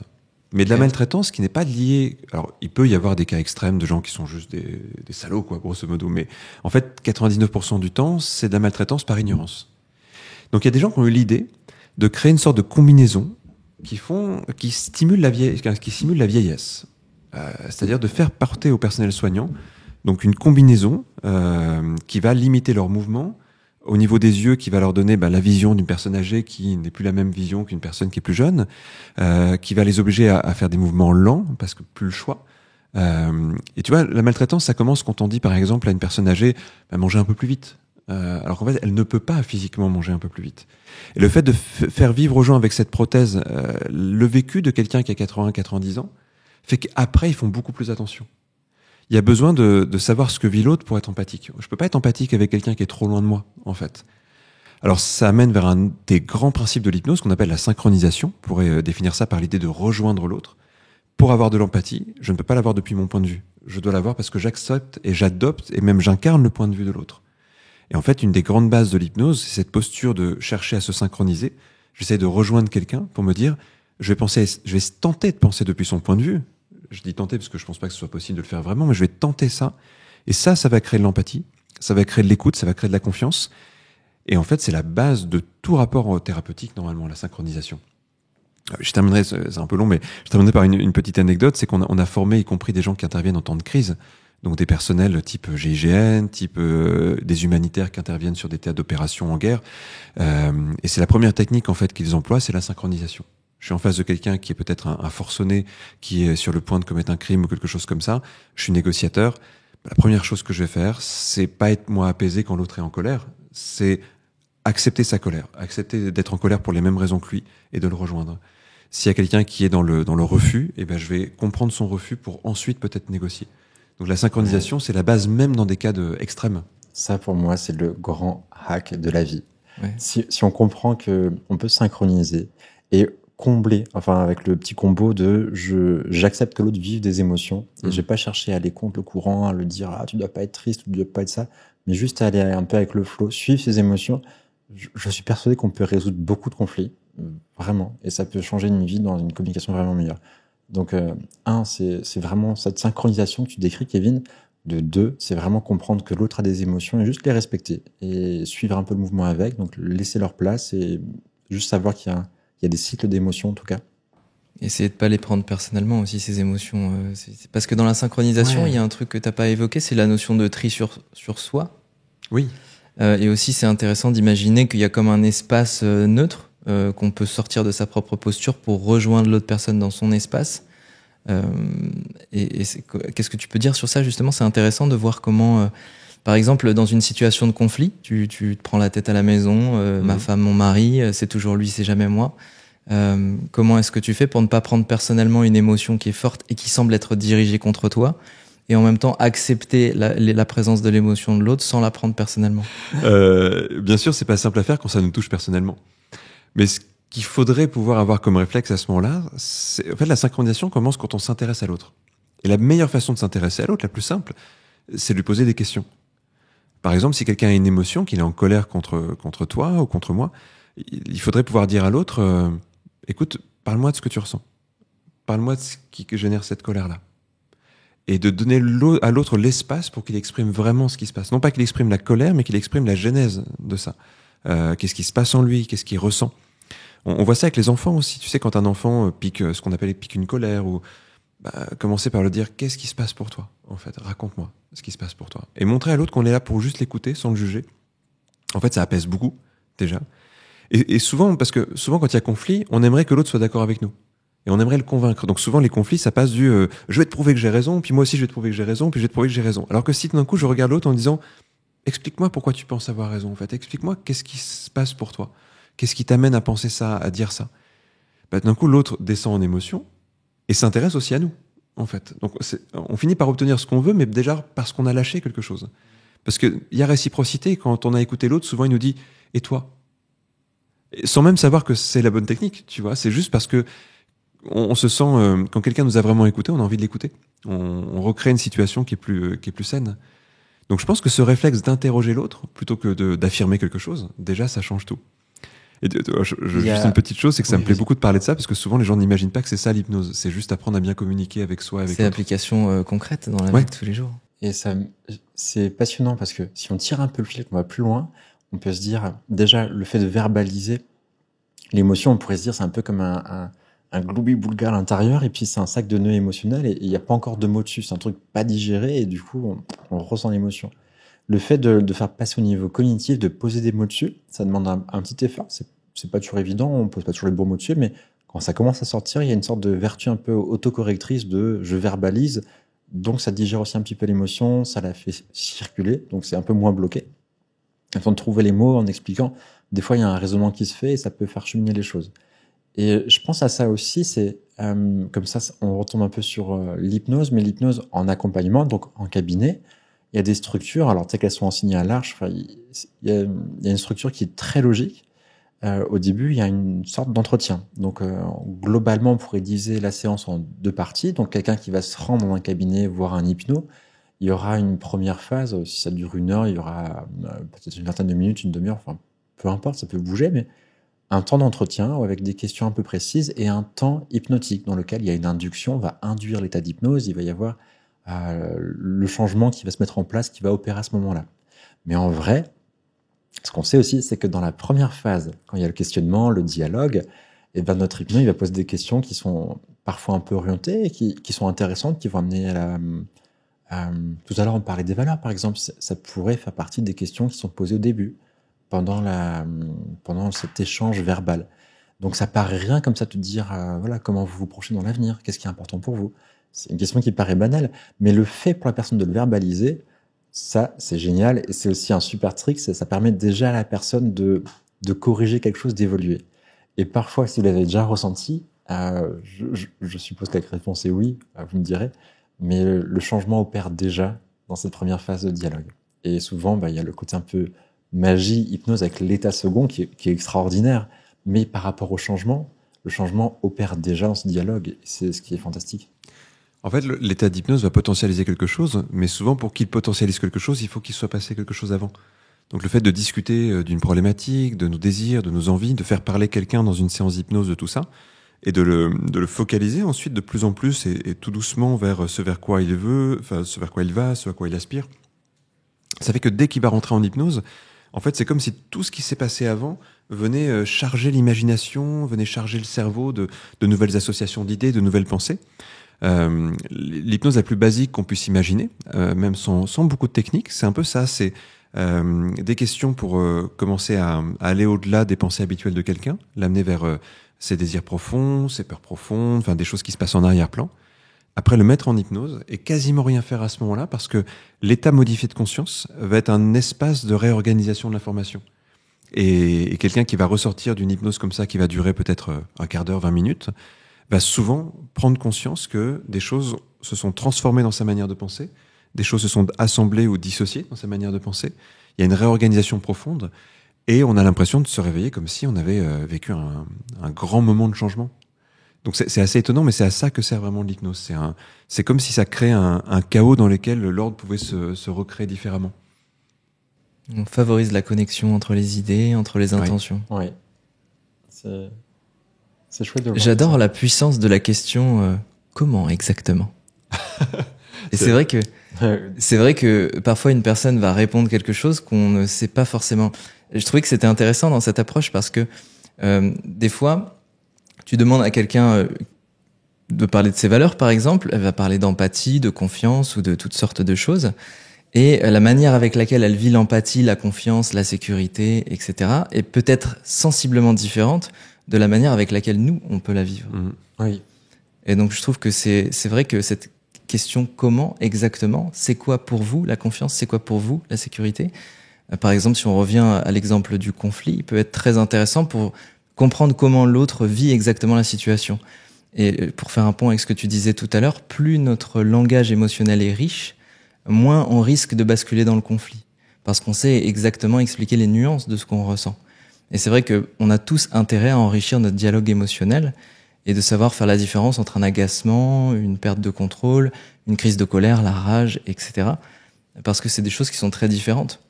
C'est vrai qu'il y a les jeunes qui disent souvent ça me vénère un peu pour tout, alors qu'en fait ça me vénère c'est juste un agacement, ça me vénère c'est je suis vraiment en colère. Qu'est-ce que c'est exactement? C'est quoi pour vous cette expression? Du vénère. Et c'est vrai que l'appauvrissement du vocabulaire et l'appauvrissement de la langue aussi peut entraîner un appauvrissement de l'intelligence émotionnelle. Et quelque part, il y a un enjeu qui est intéressant. Et dans l'hypnose, j'ai l'impression qu'on se muscle dans le sens inverse. Il y a tout un... On pourrait faire un épisode sur les émotions à l'occasion, ça serait très chouette. Il y a beaucoup de recherches modernes sur les émotions, et notamment sur le rapport entre capacité de réguler ses émotions et le vocabulaire qu'on a à sa disposition pour ça. En fait, on remarque en effet que l'appauvrissement du vocabulaire, il amène les gens dans une confusion émotionnelle, puisqu'avoir trop peu de mots pour parler de ses émotions fait qu'elles deviennent des amalgames, quelque part. Et du coup, on a remarqué une chose, c'est que quand on apprend, alors je crois que ça a été fait sur des enfants pré-ados, un vocabulaire émotionnel plus précis, donc des termes spécifiques pour parler de toutes les nuances émotionnelles. Donc c'est comme si on passait de 4 couleurs à, je sais pas, à 256 couleurs, ou je sais pas. J'imagine que le graphiste en toi... Je vois le pantone là. Voilà. Et tout d'un coup, waouh, j'ai une palette à ma disposition. Et quand les gens nomment les émotions avec plus de précision comme ça, eh bien, l'anxiété diminue énormément, la colère diminue énormément. En fait, alors j'ai plus les stats, mais c'est impressionnant. Je dirais qu'en gros, quand les gens ont des vécus de type frustration, colère, etc., tout de suite, l'expression claire les diminue d'environ 40-50%, je crois, de mémoire. 40-50%, c'est super intéressant. Je pourrais essayer de retrouver l'étude, comme ça on la glisse en ouais, référence. D'ailleurs, il y a un très bon livre qui s'appelle... C'est Daniel Goleman de Intelligence émotionnelle. Il y a 2 tomes, qui est très intéressant à lire si on a envie de se cultiver un peu sur cet aspect. Et il y a une parenthèse à un moment donné sur le dialogue interne dans un couple. Et il y a eu une étude qui était très intéressante où on a mesuré la relation entre le dialogue interne et les micro-expressions du visage. Donc en fait, c'est simple, on filme une conversation entre 2 conjoints. Et on a une caméra en gros plan sur les 2 visages pour observer toutes les micro-expressions. Et donc, on filme tout le dialogue. Une fois que ça s'est terminé, le psychiatre prend les 2 séparément. Il leur montre l'image sans forcément se soucier de ce qu'ils étaient en train de se dire, dans un premier temps. Et il montre juste la micro-expression. Vous voyez cette micro-expression à ce moment-là, vous vous rappelez? Alors, je vous mets le moment exact pour situer le dialogue. Qu'est-ce que vous avez ressenti à ce moment-là? Qu'est-ce que vous pensiez exactement? Et donc, il va noter le lien entre la micro-expression et ce qui est vécu dans le dialogue interne. Et il a fait ça sur des centaines et des centaines de couples pendant assez longtemps pour que ça devienne une référence en termes d'analyse des micro-expressions. La conclusion qu'il en a tirée, c'est qu'il pouvait prédire avec une grande précision si ces couples allaient se séparer ou non dans les 3 ans. Wow. Donc, c'était quand même assez pertinent. Et le point commun des couples qui se séparaient, c'était des dialogues du genre « c'est toujours de ma faute », encore pour moi, de toute façon c'est toujours moi qui fais les mêmes erreurs, je sais pas pourquoi il ou elle me fait subir telle et telle situation, etc. Tu vois, ces dialogues où on a l'impression d'être un peu la victime dans la relation, et c'est ça qui avait le tendance le plus à être un indicateur de séparation. Je sais pas pour vous, mais là, pour moi, je trouve que la grande clé d'une réussite dans un couple, c'est la communication. Juste la faculté, la compétence à savoir parler de ce qu'on ressent et que l'autre puisse l'écouter et vice-versa, permet de désamorcer des fois des choses toutes simples qui auraient pu s'envenimer grandement en disant non, c'est pas ma faute, et puis de ne pas écouter l'autre et rester centré sur un truc bloqué. Donc communication, écoute, super importante, je pense. Une écoute active, oui. Oui. Vous connaissez les 5 niveaux d'écoute ? Alors, je connais pas les 5 niveaux d'écoute. C'est un ami à moi qui m'a introduit à cette notion qui est une relation plus ou moins proche de Mathieu Ricard. Ouais, il y avait une réflexion donc du coup sur la qualité de l'écoute parce que ça fait partie de la relation, et c'est assez important. Donc il y a un premier niveau d'écoute qui est en fait une non-écoute. On est en train de faire quelque chose d'autre, on n'est pas présent à ce que la personne nous dit. Il y a un deuxième niveau qui correspond à une sorte de multitâche. On est en train de faire quelque chose, mais on est quand même attentif au moins à ce qui est intellectuel, donc on comprend au moins le message. Comme le téléphone, le par niveau exemple, 1, j'écoute non seulement la on moitié. n'est pas attentif, mais en plus on n'écoute pas, donc on n'est même pas capable de restituer ce qui a été dit. Niveau 2, on est moyennement attentif, mais on peut restituer. Le niveau 3, c'est souvent le niveau où on se trouve dans le débat, typiquement les débats politiques, où quelqu'un cherche à persuader l'autre, ou alors les discussions houleuses, comme on l'a évoqué tout à l'heure. Niveau 3. Le niveau 4, c'est un niveau où là, on commence à tomber dans une relation où il y a vraiment une écoute. C'est-à-dire qu'il y a une présence. En général, les très bons amis ont ce niveau d'écoute, ou dans des familles où on s'entend bien, on est capable de comprendre les émotions de l'autre et de faire le tri par rapport à ce qu'on ressent pour vraiment être attentif aux besoins qui sont derrière ce qui est exprimé. Et le niveau 5, c'est le niveau où là, on peut même carrément sentir tous les besoins derrière ce qui est dit, comprendre les micro-expressions en même temps, se relier peut-être à la dimension spirituelle, à la recherche de sens qui se cache derrière ce qui est énoncé, etc. Et c'est une manière c'est juste un modèle de compréhension. Il y a 5 niveaux, on peut en imaginer 10 ou 15, c'est comme le nuancier de tout à l'heure, mais ça permet de se poser la question, tiens, je suis en niveau 2, niveau 3, niveau 4. Et c'est vrai qu'il y a des conversations d'ailleurs, il y a un truc que je trouve rigolo, c'est qu'à chaque fois que je parle de ce truc-là, ça modifie un peu l'écoute chez les gens. J'ai l'impression que du coup, il se dit, il y a comme une méta-analyse où tout le monde essaie d'être dans le meilleur niveau, tu vois. Une grosse suggestion. Et je trouve que c'est un outil qui peut être intéressant. Ne serait-ce que se poser la question, tiens, où est-ce que je me trouve dans cette conversation? Ça coïncide avec quelque chose qu'on voit en hypnose. C'est, en fait, il y a une notion qui est la suggestibilité en hypnose. Et c'est souvent une notion qui est assez mal comprise. Tu vois, les gens, à la fois, se disent, déjà qu'être suggestible, souvent, c'est vu comme une faiblesse, qui est assez absurde. Mais en plus, il y aurait l'idée que l'hypnose crée de la suggestibilité. Et qu'il faudrait donc être suggestible pour être hypnotisé. Donc tout ça, c'est du mythe. Déjà parce que la suggestibilité, c'est pas quelque chose de négatif ou de positif, c'est juste quelque chose qui existe et qui est permanent chez l'être humain. La question, c'est qu'est-ce que j'en fais? En fait, la suggestibilité, c'est la capacité de prendre de l'information. C'est-à-dire que là, par exemple, si je suis attentif au monde dans lequel je suis, à ce que tu me dis, à la présence de Brice, etc., je suis en suggestibilité par rapport à tout ça. Si par contre je suis dans mes pensées, je suis bloqué dans mes pensées pendant que tu parles et que je t'écoute pas vraiment, je suis pas en suggestibilité à ce que tu dis, je suis en autosuggestion. Et en gros, c'est ça le paramètre, c'est est-ce que l'être humain, c'est un peu comme s'il y avait un curseur horizontal, et plutôt avec le monde ou avec lui-même. Alors, il peut être avec le monde ou avec lui-même, les sens enregistrent quand même l'information, en fait. Les yeux voient toujours, les oreilles entendent toujours, mais par contre, mon niveau d'attention, est-ce qu'il est plutôt vers l'extérieur ou vers l'intérieur? On remarque une chose, c'est que plus les gens sont épanouis dans leur vie, à l'aise, heureux, etc., plus ils vont vers l'extérieur. Ce qui est normal, c'est un mouvement d'expansion. Quelqu'un qui est en stress, quelqu'un qui vient de subir un choc, un traumatisme, etc., est beaucoup plus centré sur l'intérieur. Donc beaucoup de dialogue intérieur, imagination, etc. Et évidemment, pour hypnotiser quelqu'un, il faut capter son attention. Parce que quelqu'un qui est en perpétuel dialogue intérieur, il est plus en communication avec le monde. Ça devient presque de l'autisme, tu vois, un repli sur soi très très fort. Et donc quand les gens sont anxieux, en colère, enfin tout ce type d'émotions crée de l'autosuggestion. Donc les gens sont toujours suggestibles en fait. Ils sont juste suggestibles à un truc qui est pas terrible et qui est en circuit interne. Et donc il faut pouvoir dévier ce circuit-là pour qu'il se passe quelque chose. Et notamment quand les gens sont en conflit, ou tu parles d'un débat politique où les gens doivent se convaincre ou convaincre un public, évidemment qu'ils sont beaucoup plus dans leur tête que à vraiment savoir ce que l'autre dit. Mais par contre, c'est un truc qu'on devrait tous pouvoir apprendre, c'est parfois se dire, là je sors de moi et je vais avec l'autre. Mais c'est une vraie habitude à apprendre, parce que c'est pas vraiment comme ça qu'on apprend les choses. Même à l'école, on nous apprend à répondre à des intentions, souvent. Donc on nous apprend déjà à penser à ce qu'on doit répondre quand on va nous poser une question, et pas à vraiment questionner la question, qui est une autre démarche, qui est beaucoup plus centrée sur l'autre. Pas à questionner le monde. Et je pense que des cours comme ça de mise en suggestion externe seraient vraiment très profitables à beaucoup, beaucoup de gens, et ça serait un gros soulagement émotionnel. Oui, juste des bases, ça pourrait énormément aider dans beaucoup de métiers.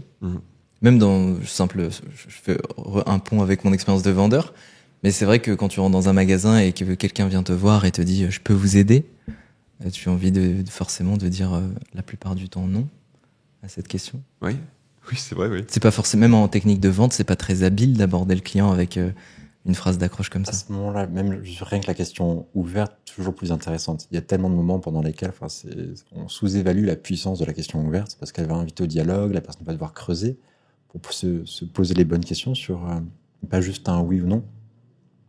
Et c'est beaucoup plus intéressant. Je me posais cette question-là pour rebondir un peu sur ce que vous disiez, mais vous le ressentez certainement aussi quand vous êtes en présence d'une personne qui écoute vraiment. Et j'ai l'impression de plus en plus que je suis sensible à ça. Là où avant, peut-être que je pouvais juste me dire, il y a des personnes qui sont agréables ou non, mais même c'était un peu confus tout ça. Mais aujourd'hui, enfin, j'ai une vraie grande sensibilité quand il y a des personnes qui écoutent vraiment, qui sont très présentes. Et je me sens très présent quand je dis ça, du coup. Mais et du coup, tu nous rends présent aussi. Oui. Un peu trop, les gars, là, quand même. M'écoutez pas trop, s'il vous plaît. Lorsqu'on va rencontrer une personne, vous savez, une personne qui a tout de suite une qualité d'écoute, qui arrive à se connecter avec vous. Vous dites, tiens, il y a une présence et on mesure une forme de densité, ou pas, je dirais pas sagesse, mais une personne qui a l'air d'être posée, à l'aise avec elle et qui est pleinement présente. Pour moi, c'est pas qu'elle a plus de valeur, mais j'estime beaucoup, en tout cas, ce type de rencontre et ça crée, enfin, je me sens beaucoup plus à l'aise. Là où avant, peut-être que j'arrivais pas tout de suite le voir et on pouvait peut-être se battre sans le vouloir avec des personnes qui sont pas encore assez averties à ce niveau-là ou qui sont peut-être pas dans le bon moment ou qui ont peut-être pas beaucoup bossé là-dessus. Mais aujourd'hui, ouais, j'ai beaucoup plus cette sensibilité-là. Je me sens vraiment plus à l'aise avec une grande écoute. Et j'ai tendance aujourd'hui à privilégier ce genre de rapport humain. Je pense que c'est lié au fait que ça donne de l'énergie. Quelqu'un qui t'écoute, c'est quelqu'un qui te donne de l'énergie et qui crée un espace où les deux peuvent recevoir.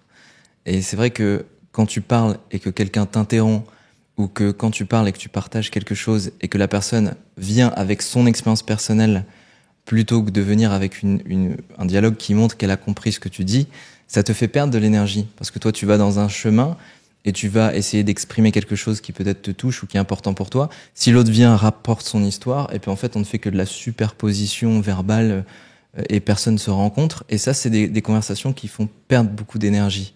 Ou alors des moments où on passe beaucoup de temps à contempler les autres. Je dis contempler, ça c'est la version la plus soft, mais à juger les autres ou à dire tiens regarde machin il a fait ça, etc. C'est en fait c'est même si c'est inconscient, on s'en rend pas compte, mais on perd de l'énergie dans ce genre de dialogue.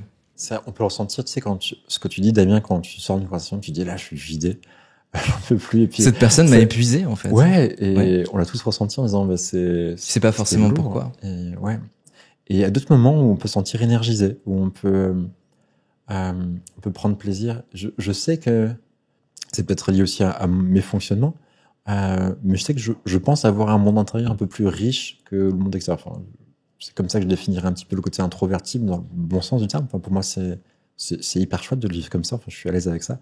Avant, je pense qu'il y a des rapports qui étaient fatigants pour moi, en me disant, tiens, lorsqu'il va y avoir une sortie ou un événement, enfin, même si j'y prends plaisir, je sais que ça me prend de l'énergie, que ça me fatigue beaucoup. Et aujourd'hui, je vois ça vraiment différemment parce que je peux me dire, je sais que ces rapports humains, enfin, s'ils sont bien choisis, pardon, je sais que passer un temps avec vous, ça va au contraire me réénergiser. Et je pense que c'est lié à, déjà au propos. Il va pas y avoir des choses trop lourdes avec des suggestions involontaires, négatives, sur alors pas trop stressé pour ceci, cela. Enfin, je sais que le dialogue va être un peu clean dans nos échanges et c'est assez sécurisant ça. Il va y avoir de l'écoute, donc ça crée du confort. Il y a plein de choses qui sont très valorisantes et qui tirent vers le haut. Et donc j'apprécie ça. J'apprécie votre présence. Et c'est partagé en tout cas. Mais j'espère que c'est partagé pour vous aussi. Ouais. Au coin du feu, c'est l'esprit. Au coin du feu, on n'est pas là pour se crier dessus. Au contraire, pour s'écouter, partager des choses de plus en plus profondes. Il y a une anecdote moi, qui m'a beaucoup touché. Je crois que c'est une des choses qui m'a fait aimer l'hypnose moderne. Il y a un grand hypnotiseur du siècle dernier qui s'appelait Milton Erickson. Et il y a des gens qui témoignent de séances qu'il faisait avec lui. Et il y a un truc, c'est que certaines de ses patients en fait racontent que en face d'Erickson, ils avaient l'impression d'être la personne la plus importante du monde. Et je crois que ça m'a beaucoup touché cette phrase-là. Donc c'était une phrase qui était un peu en commentaire dans un livre sur Erickson. Et je me suis dit tiens, c'est peut-être le plus beau cadeau qu'on peut faire à quelqu'un en thérapie.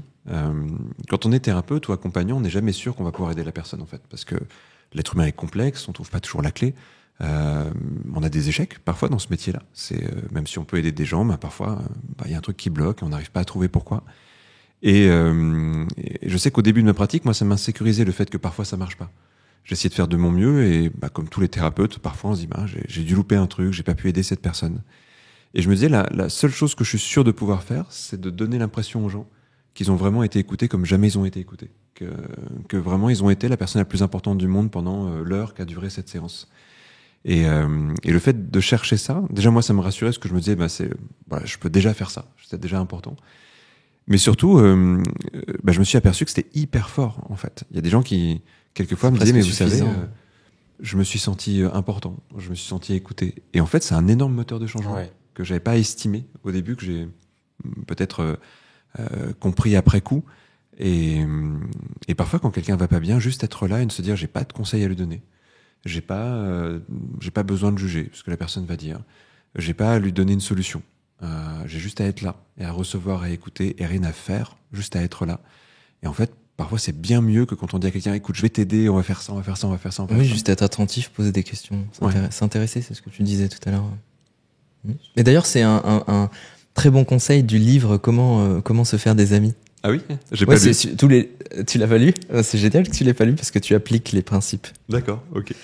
En fait, c'est un livre, une fois que tu l'as lu, tu gardes à l'esprit cette idée que s'intéresser sincèrement aux gens est probablement la meilleure manière de se faire des amis. Ça paraît logique.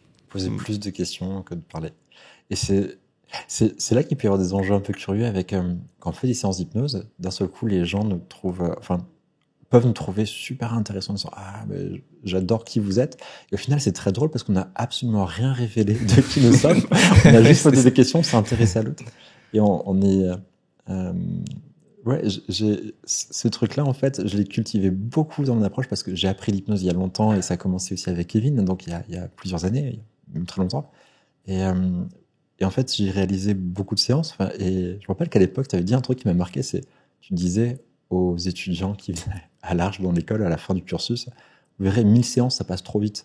Il y en a beaucoup. Et puis je me rappelle que j'ai commencé à les compter parce que j'ai toujours conservé énormément de notes, mais j'ai été un fou furieux des notes. Après chaque séance, je rédigeais des pages, mais vraiment. Ou quand j'enchaînais les séances dans la journée, le soir, je rédigeais j'ai des cahiers remplis qui sont maintenant chez moi à la cave, mais j'ai des caisses de cahiers remplis de notes dans lesquelles je note beaucoup de détails, mais jusqu'au point où une personne peut venir me voir et comme je voyais beaucoup de gens, j'ai fait beaucoup de séances. C'était par exemple me noter, tiens, j'ai pas envie d'oublier quel est le nom de ses enfants. Ou à quel âge ce moment-là est arrivé pour pas avoir un truc un peu diffus la prochaine fois. Et juste pour rafraîchir la mémoire, pas comme une sortie sèche, mais pour me dire, quand la personne revient, je sais me dire que Timothée, c'est son fiston qui a 2 ans et qui a son meilleur copain, c'est Ben, et ils se voient régulièrement tous les mercredis après-midi. Et le fait de dire ça 2 mois après avoir vu la personne, mais vraiment pas comme une sortie sèche, parce que c'est juste rafraîchir la mémoire et se remettre dedans et être à 100% avec l'autre.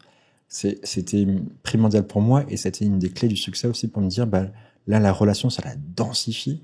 Et j'ai toujours eu l'impression après, je m'évalue beaucoup, je mettais une note de 0 à 20 sur comment j'ai été, sur plein de critères. Et puis, je visais des journées de 17, 18, 19 pour viser l'hyper-performance et pour me dire, je veux être un orfèvre de la relation. Et manier ça le plus possible, créer le plus de confiance et être réellement à l'écoute.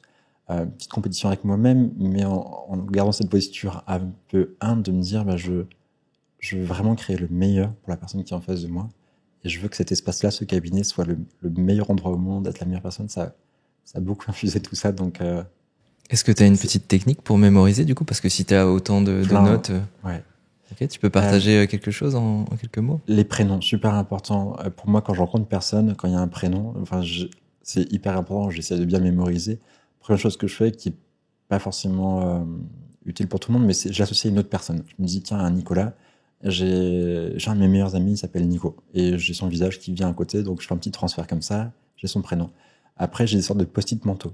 Il y a des mots que je vais me représenter un petit peu type palais mental, mais que je peux associer avec des petits mouvements. Par exemple, avec les doigts, en me disant, tiens, je sais que là, cette personne, elle est infirmière, je peux me faire un petit mouvement. Enfin, je peux pas en faire beaucoup, mais jusqu'à 5, 7, ça va.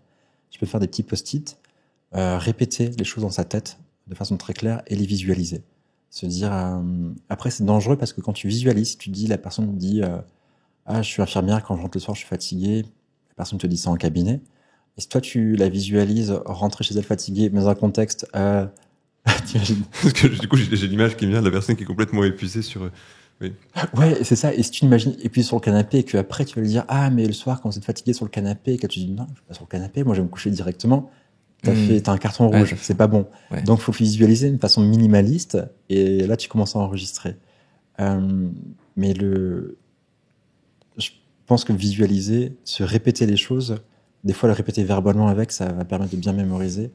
Et j'ai une croyance, mais c'est une petite parenthèse, enfin, je suis sûr j'ai une excellente mémoire. Mais Tu crois que t'as une excellente mémoire.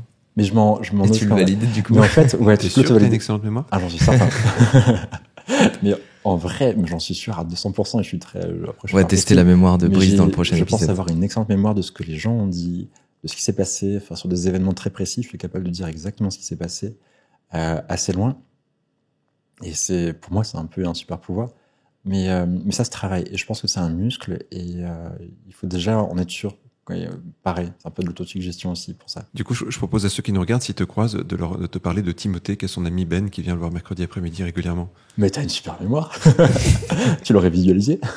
Non, pour le coup, mais... D'accord. Pour tous ceux qui me rencontrent, parlez-moi de Timothée. Ouais, c'était une petite digression. Je reviens, je rembobine parce que tu me parlais du livre de comment se faire des amis avec des petits C'était tricks, juste des une astuces. petite parenthèse. Je sais pas si tu voulais continuer parce que j'ai l'impression que Non, j'ai c'était juste une petite parenthèse. dévié un peu. Ok. Tu vois que j'ai une bonne mémoire. Ouais, c'est bien. Tu vois, c'est marrant. Alors, j'ai pas lu ce livre, je sais que c'est un gros best-seller. Et ça interroge vraiment sur l'idée qu'on n'a pas d'éducation relationnelle.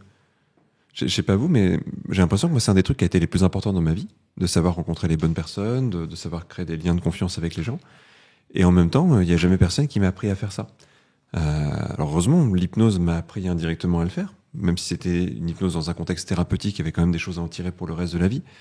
Mais faudrait pas ça bizarre qu'à l'école, on ne dise pas, voilà en fait, c'est quoi les enjeux relationnels entre les personnes, c'est quoi les difficultés relationnelles qu'on peut rencontrer, c'est quoi les outils qui permettent soit de les éviter, soit de les tempérer, soit au moins peut-être de bien les vivre quand il y en a, parce que on peut peut-être pas échapper à une vie avec des difficultés relationnelles, je pense que ça fait partie de l'humain. On peut ne pas se comprendre, ne pas être d'accord, on peut avoir des intérêts divergents, on peut avoir des changements qui font que la personne que je rencontre 5 ans après ou 10 ans après, c'est pas la même personne, elle a changé, c'est normal. Tout ça fait que il y a des enjeux relationnels forts, mais on sait pas en fait, on est projeté dans le monde, on sait très bien calculer des équations à deux inconnus, mais et encore, je crois que je sais plus le faire maintenant, mais je sais le faire à une époque. Mais par contre, on sait pas comment j'aborde quelqu'un, comment je mets quelqu'un en sécurité, comment je crée un climat relationnel positif. Comment je désactive peut-être si quelqu'un est anxieux, comment je peux l'aider à diminuer son anxiété. Et j'ai l'impression qu'on apprend par l'échec la relation. C'est-à-dire que on va faire une maladresse dans une relation, puis peut-être qu'on va se dire tiens, il faudra que je fasse attention à ça la prochaine fois. Mais on est obligé d'apprendre par l'échec puisqu'on nous a jamais appris par le. Chacun réinvente la roue en vrai. Et ouais.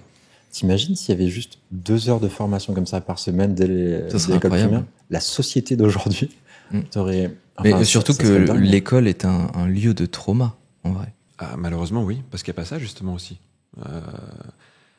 Ouais, et tu vois, même sur ça, parce que l'école, c'est le premier réseau qu'on se crée, souvent, les amis d'enfance et tout ça. Et j'ai l'impression que là, c'est un terrain d'expérience, évidemment, avec des enfants qui sont parfois très durs les uns avec les autres. Des enfants qui sont plutôt moqueurs, des enfants qui sont plus ou moins à l'aise à l'école, des enfants qui vont mettre des critères, qui vont des clans, des groupes et tout ça. Qui se comparent beaucoup. Surtout avec les réseaux sociaux aujourd'hui, il y a beaucoup de comparaisons. Ça amplifie. En tout cas, je pense qu'il y aurait quelque chose à imaginer, une éducation relationnelle. C'est pas très compliqué, je pense, à avoir quelques bonnes bases. Sans même se dire on va faire un super cours parfait et tout ça. Je pense que en réfléchissant, on peut très bien se dire en quelques heures déjà, il y a quelques bases sympas qui sont posées. Complètement. Je fais un truc avec ma fille. Ma fille a 3 ans et demi, elle va bientôt 4 ans. Mais il y a un truc que j'avais entendu, et puis c'est un âge où je pense qu'on peut transmettre beaucoup de choses. Il y a le côté un peu éponge qui est formidable. Et c'est déjà sur la façon de s'exprimer. Dès qu'elle demande quelque chose là on pourrait simplement dire oui ou non, c'est juste lui demander pourquoi. Et du coup, il y a un petit peu un truc qui s'est installé naturellement où lorsqu'elle veut vraiment quelque chose, et qu'elle l'argumente bien, j'ai tendance systématiquement à dire oui. Par exemple, si elle dit là j'ai encore envie d'être un peu dehors, même s'il pleut, ou je vais encore regarder un dessin animé de plus, ou quelque chose comme ça, si on part du principe, il ne faudrait pas le faire pour tout, mais que c'est bien argumenté. Si elle sait dire parce que du coup ça me fait beaucoup de bien, et je pense que ce soir je serai plus calme, et ça me permettra de mieux dormir, et s'il y a un raisonnement qui est élaboré, etc., et qu'on va juste le valider avec un vrai oui derrière. Au fur et à mesure, ça devient une véritable guerrière de la négociation et de l'argumentation. Et elle est très forte. Et je suis Mais persuadé ça que développe son intelligence émotionnelle aussi, ouais, de faire ça. à sonder ce qu'elle ressent. Et ça, c'est un truc qui est bluffant, où elle est capable de dire, enfin, de vraiment exprimer profondément ce qu'elle ressent et à quel point ça va évoluer par la suite. Et il y a des systèmes qui se mettent en place et je pense qu'il y a plus de bénéfices finalement à être un peu plus flexible dans le quotidien et à encourager ce développement. Et, Tu peux nous rappeler quel âge elle a? 3 ans et demi. Et je sais pas si c'est une bonne chose ou une mauvaise chose, je pense pas qu'il y ait une bonne ou une bonne chose. Mais ça, je suis assez fier de ça. Je me dis que c'est un truc à encourager en tout cas. Développer ces compétences-là émotionnelles et aussi verbales, savoir parler, c'est assez chouette. Est-ce que ça l'aide aussi à comprendre les émotions des autres, tu penses? Ouais, on en parle pas mal. Donc ça, c'est plus peut-être aussi un travail des parents, des fois de pouvoir parler des émotions des autres, de ses copains, de nous, tout en paraissant quand même solide. Je pense qu'il faut quand même montrer qu'on a une forme de repère émotionnel, mais montrer quand même qu'il y a des émotions qui peuvent nous traverser les uns les autres et en parler. Et comme on en parle librement dans la famille, assez facilement, du coup, j'ai l'impression qu'elle arrive à appréhender pas mal les émotions. Enfin, elle a une bonne base, en tout cas. Je pense pas que tout soit parfait, j'ai plein de remise en question. Ouais, elle apprend. Mais pour le moment, enfin, j'ai l'impression que c'est la bonne direction à prendre pour la suite des prochaines années.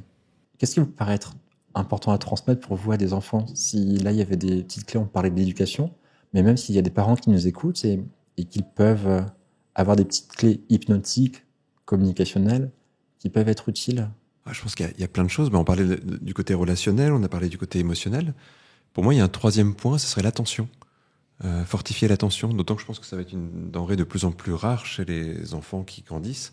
Je ne sais pas si vous avez vu ce papier-là qui est passé, qui montre que l'attention moyenne d'un enfant, je ne sais plus à quel âge, mais en jeune ado, était d'environ une dizaine de secondes. Wow. Ce qui C'est pas possible. Focaliser sur quelque chose, en tout cas. Donc ça veut dire qu'il y a besoin de faire des allers-retours très souvent, il y a besoin d'une stimulation très répétée. Et je trouve ça effrayant parce que c'est quelque chose qui est en très forte diminution à âge égal. Il y a une génération, c'est pas la même chose. Et bon, il y a plein de choses qui expliquent ça. On peut facilement le comprendre. Les écrans, les films, tous les rythmes qui ont accéléré. Et je pense que la qualité d'attention va être sans doute une des capacités les plus importantes dans la vie personnelle et vie professionnelle. Moi, je le vois déjà aussi en tant qu'employeur aussi aujourd'hui. Quelqu'un qui m'a pas l'air d'être capable de mobiliser une attention, ça me fait un gros point Gros warning, ouais, un gros warning, ouais, parce que c'est quelles que soient les qualités de la personne, en fait, si elle a pas ça, bon. Et je vois ça en formation aussi. Je vois que la qualité d'attention a diminué au fil du temps. Quelqu'un qui reste attentif vraiment à l'autre. Et puis il y a une quatrième chose qui me semble importante, c'est la capacité de recevoir des feedbacks. C'est-à-dire recevoir des regards quelquefois un peu critiques. Et j'ai l'impression que notre société, elle va vers l'idée que on ne parle plus de ce qui va pas, on parle plus des points négatifs et tout ça. Il y a quelque temps, j'étais au Québec et j'ai vu que ce que ça donnait une société où c'était très très fortement développé, ça, où j'ai vu des gens qui étaient vraiment en très grande difficulté devant la moindre critique, même constructive, hein, pour le coup. Les Québécois? Ouais, apparemment l'éducation au Québec est apparemment partie sur une éducation que dans le renforcement positif. Et on voit des écueils, et moi j'avais vu des écueils avec des adultes en formation qui ne savaient plus entendre que chose n'allait pas. C'est-à-dire qu'ils ne savaient plus l'entendre émotionnellement, avec vraiment des très fortes réactions émotionnelles pour des feedbacks qui étaient donnés avec des intentions plutôt sympathiques, on n'était pas dans un truc cassant. Hein. Et j'en ai parlé avec différents Québécois qui m'ont dit, bah oui, on a cette culture-là. Et je comprends l'intention parce que je pense que l'éducation a souvent été à l'école très abrupte, très critique, très quelquefois aussi ça crée des déficits d'estime de soi et tout ça. Mais je trouve qu'il y a un juste milieu et que pour atteindre ce juste milieu, il faut qu'une personne soit capable d'accepter toujours sa part de responsabilité dans ce qu'elle fait. Et je pense qu'à un enfant, lui transmettre la capacité d'analyser ce qui est de sa responsabilité et de ce qui ne l'est pas, recevoir un commentaire, recevoir une indication, recevoir quelque chose et que ça soit stimulant et non pas un truc qui remet en repli sur soi. Je trouve que c'est une capacité à faire évoluer qui est très forte. On le voit parce qu'on a tous les trois aussi des profils un peu entrepreneurs et je pense qu'une des choses qui est marquante chez les gens qui finissent par percer dans un domaine, c'est des gens qui ont une très grande capacité à écouter les critiques, à écouter les conseils et à se les appliquer. Moi, je serais pas ce que je suis aujourd'hui s'il y a pas plein de gens qui m'avaient donné des conseils. en fait. Et je crois que j'étais une éponge à conseils. À chaque fois que quelqu'un me disait ce que tu fais, c'est pas génial, écoute. Et ça m'a jamais touché dans mon ego, ça m'a toujours aidé. Je crois que c'était une force et c'est un truc que j'aimerais transmettre en tout cas. En fait, on n'a pas pu parler de chamanisme parce que on a eu un élan conversationnel qui s'est maintenu sur l'hypnose et c'était fascinant. Bonne conversation. Peut-être qu'on fera une séance un peu plus longue. Une séance, tu vois. Une séance, carrément. Une séance. Peut-être qu'on aura une conversation un peu plus longue sur le chamanisme. Du coup, peut-être qu'on fera qu'un seul épisode dessus parce que c'est aussi un grand Il y aurait sujet. beaucoup de choses à dire, ouais. On remettra quelques bûches dans le feu pour accompagner ce moment. Du coup, ça laisse sur sa fin les gens qui étaient venus pour voir Pour la partie chamanisme. chamanique. Mmh.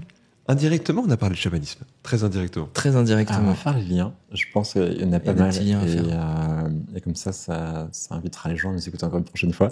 C'était un plaisir d'être avec vous, les amis. Est-ce qu'on pourrait imaginer une conclusion un peu originale? Dites-nous en commentaire ce que vous mettez en place auprès de vos proches, d'hypnotique peut-être. Et je suis sûr qu'il y a peut-être des choses super intéressantes que les gens font chez eux. Et puis peut-être pour continuer sur la dernière question sur laquelle on a échangé, ce serait quoi les compétences qui vous sembleraient importantes à transmettre pour si on voulait repenser un peu l'éducation au-delà de ce qui est appris aujourd'hui dans l'apprentissage. Est-ce qu'il y a d'autres compétences que vous aimeriez transmettre? Okay. Intéressant. Et qu'est-ce que vous pensez de la baisse d'attention des adolescents aujourd'hui? Plein de choses. Merci à vous et on se retrouve très bientôt. Mais il y a plein de sujets qu'on a encore ouverts qu'on pourrait continuer avec grand plaisir dans une prochaine vidéo. D'ailleurs, une question, je t'ai interrompu, mais je voulais te poser une question qui, à mon avis, pourra être utile. Il faut que je mémorise. Merci à tous de nous avoir suivis. On vous souhaite une excellente nuit ou début de journée. À très bientôt. À bientôt. À bientôt.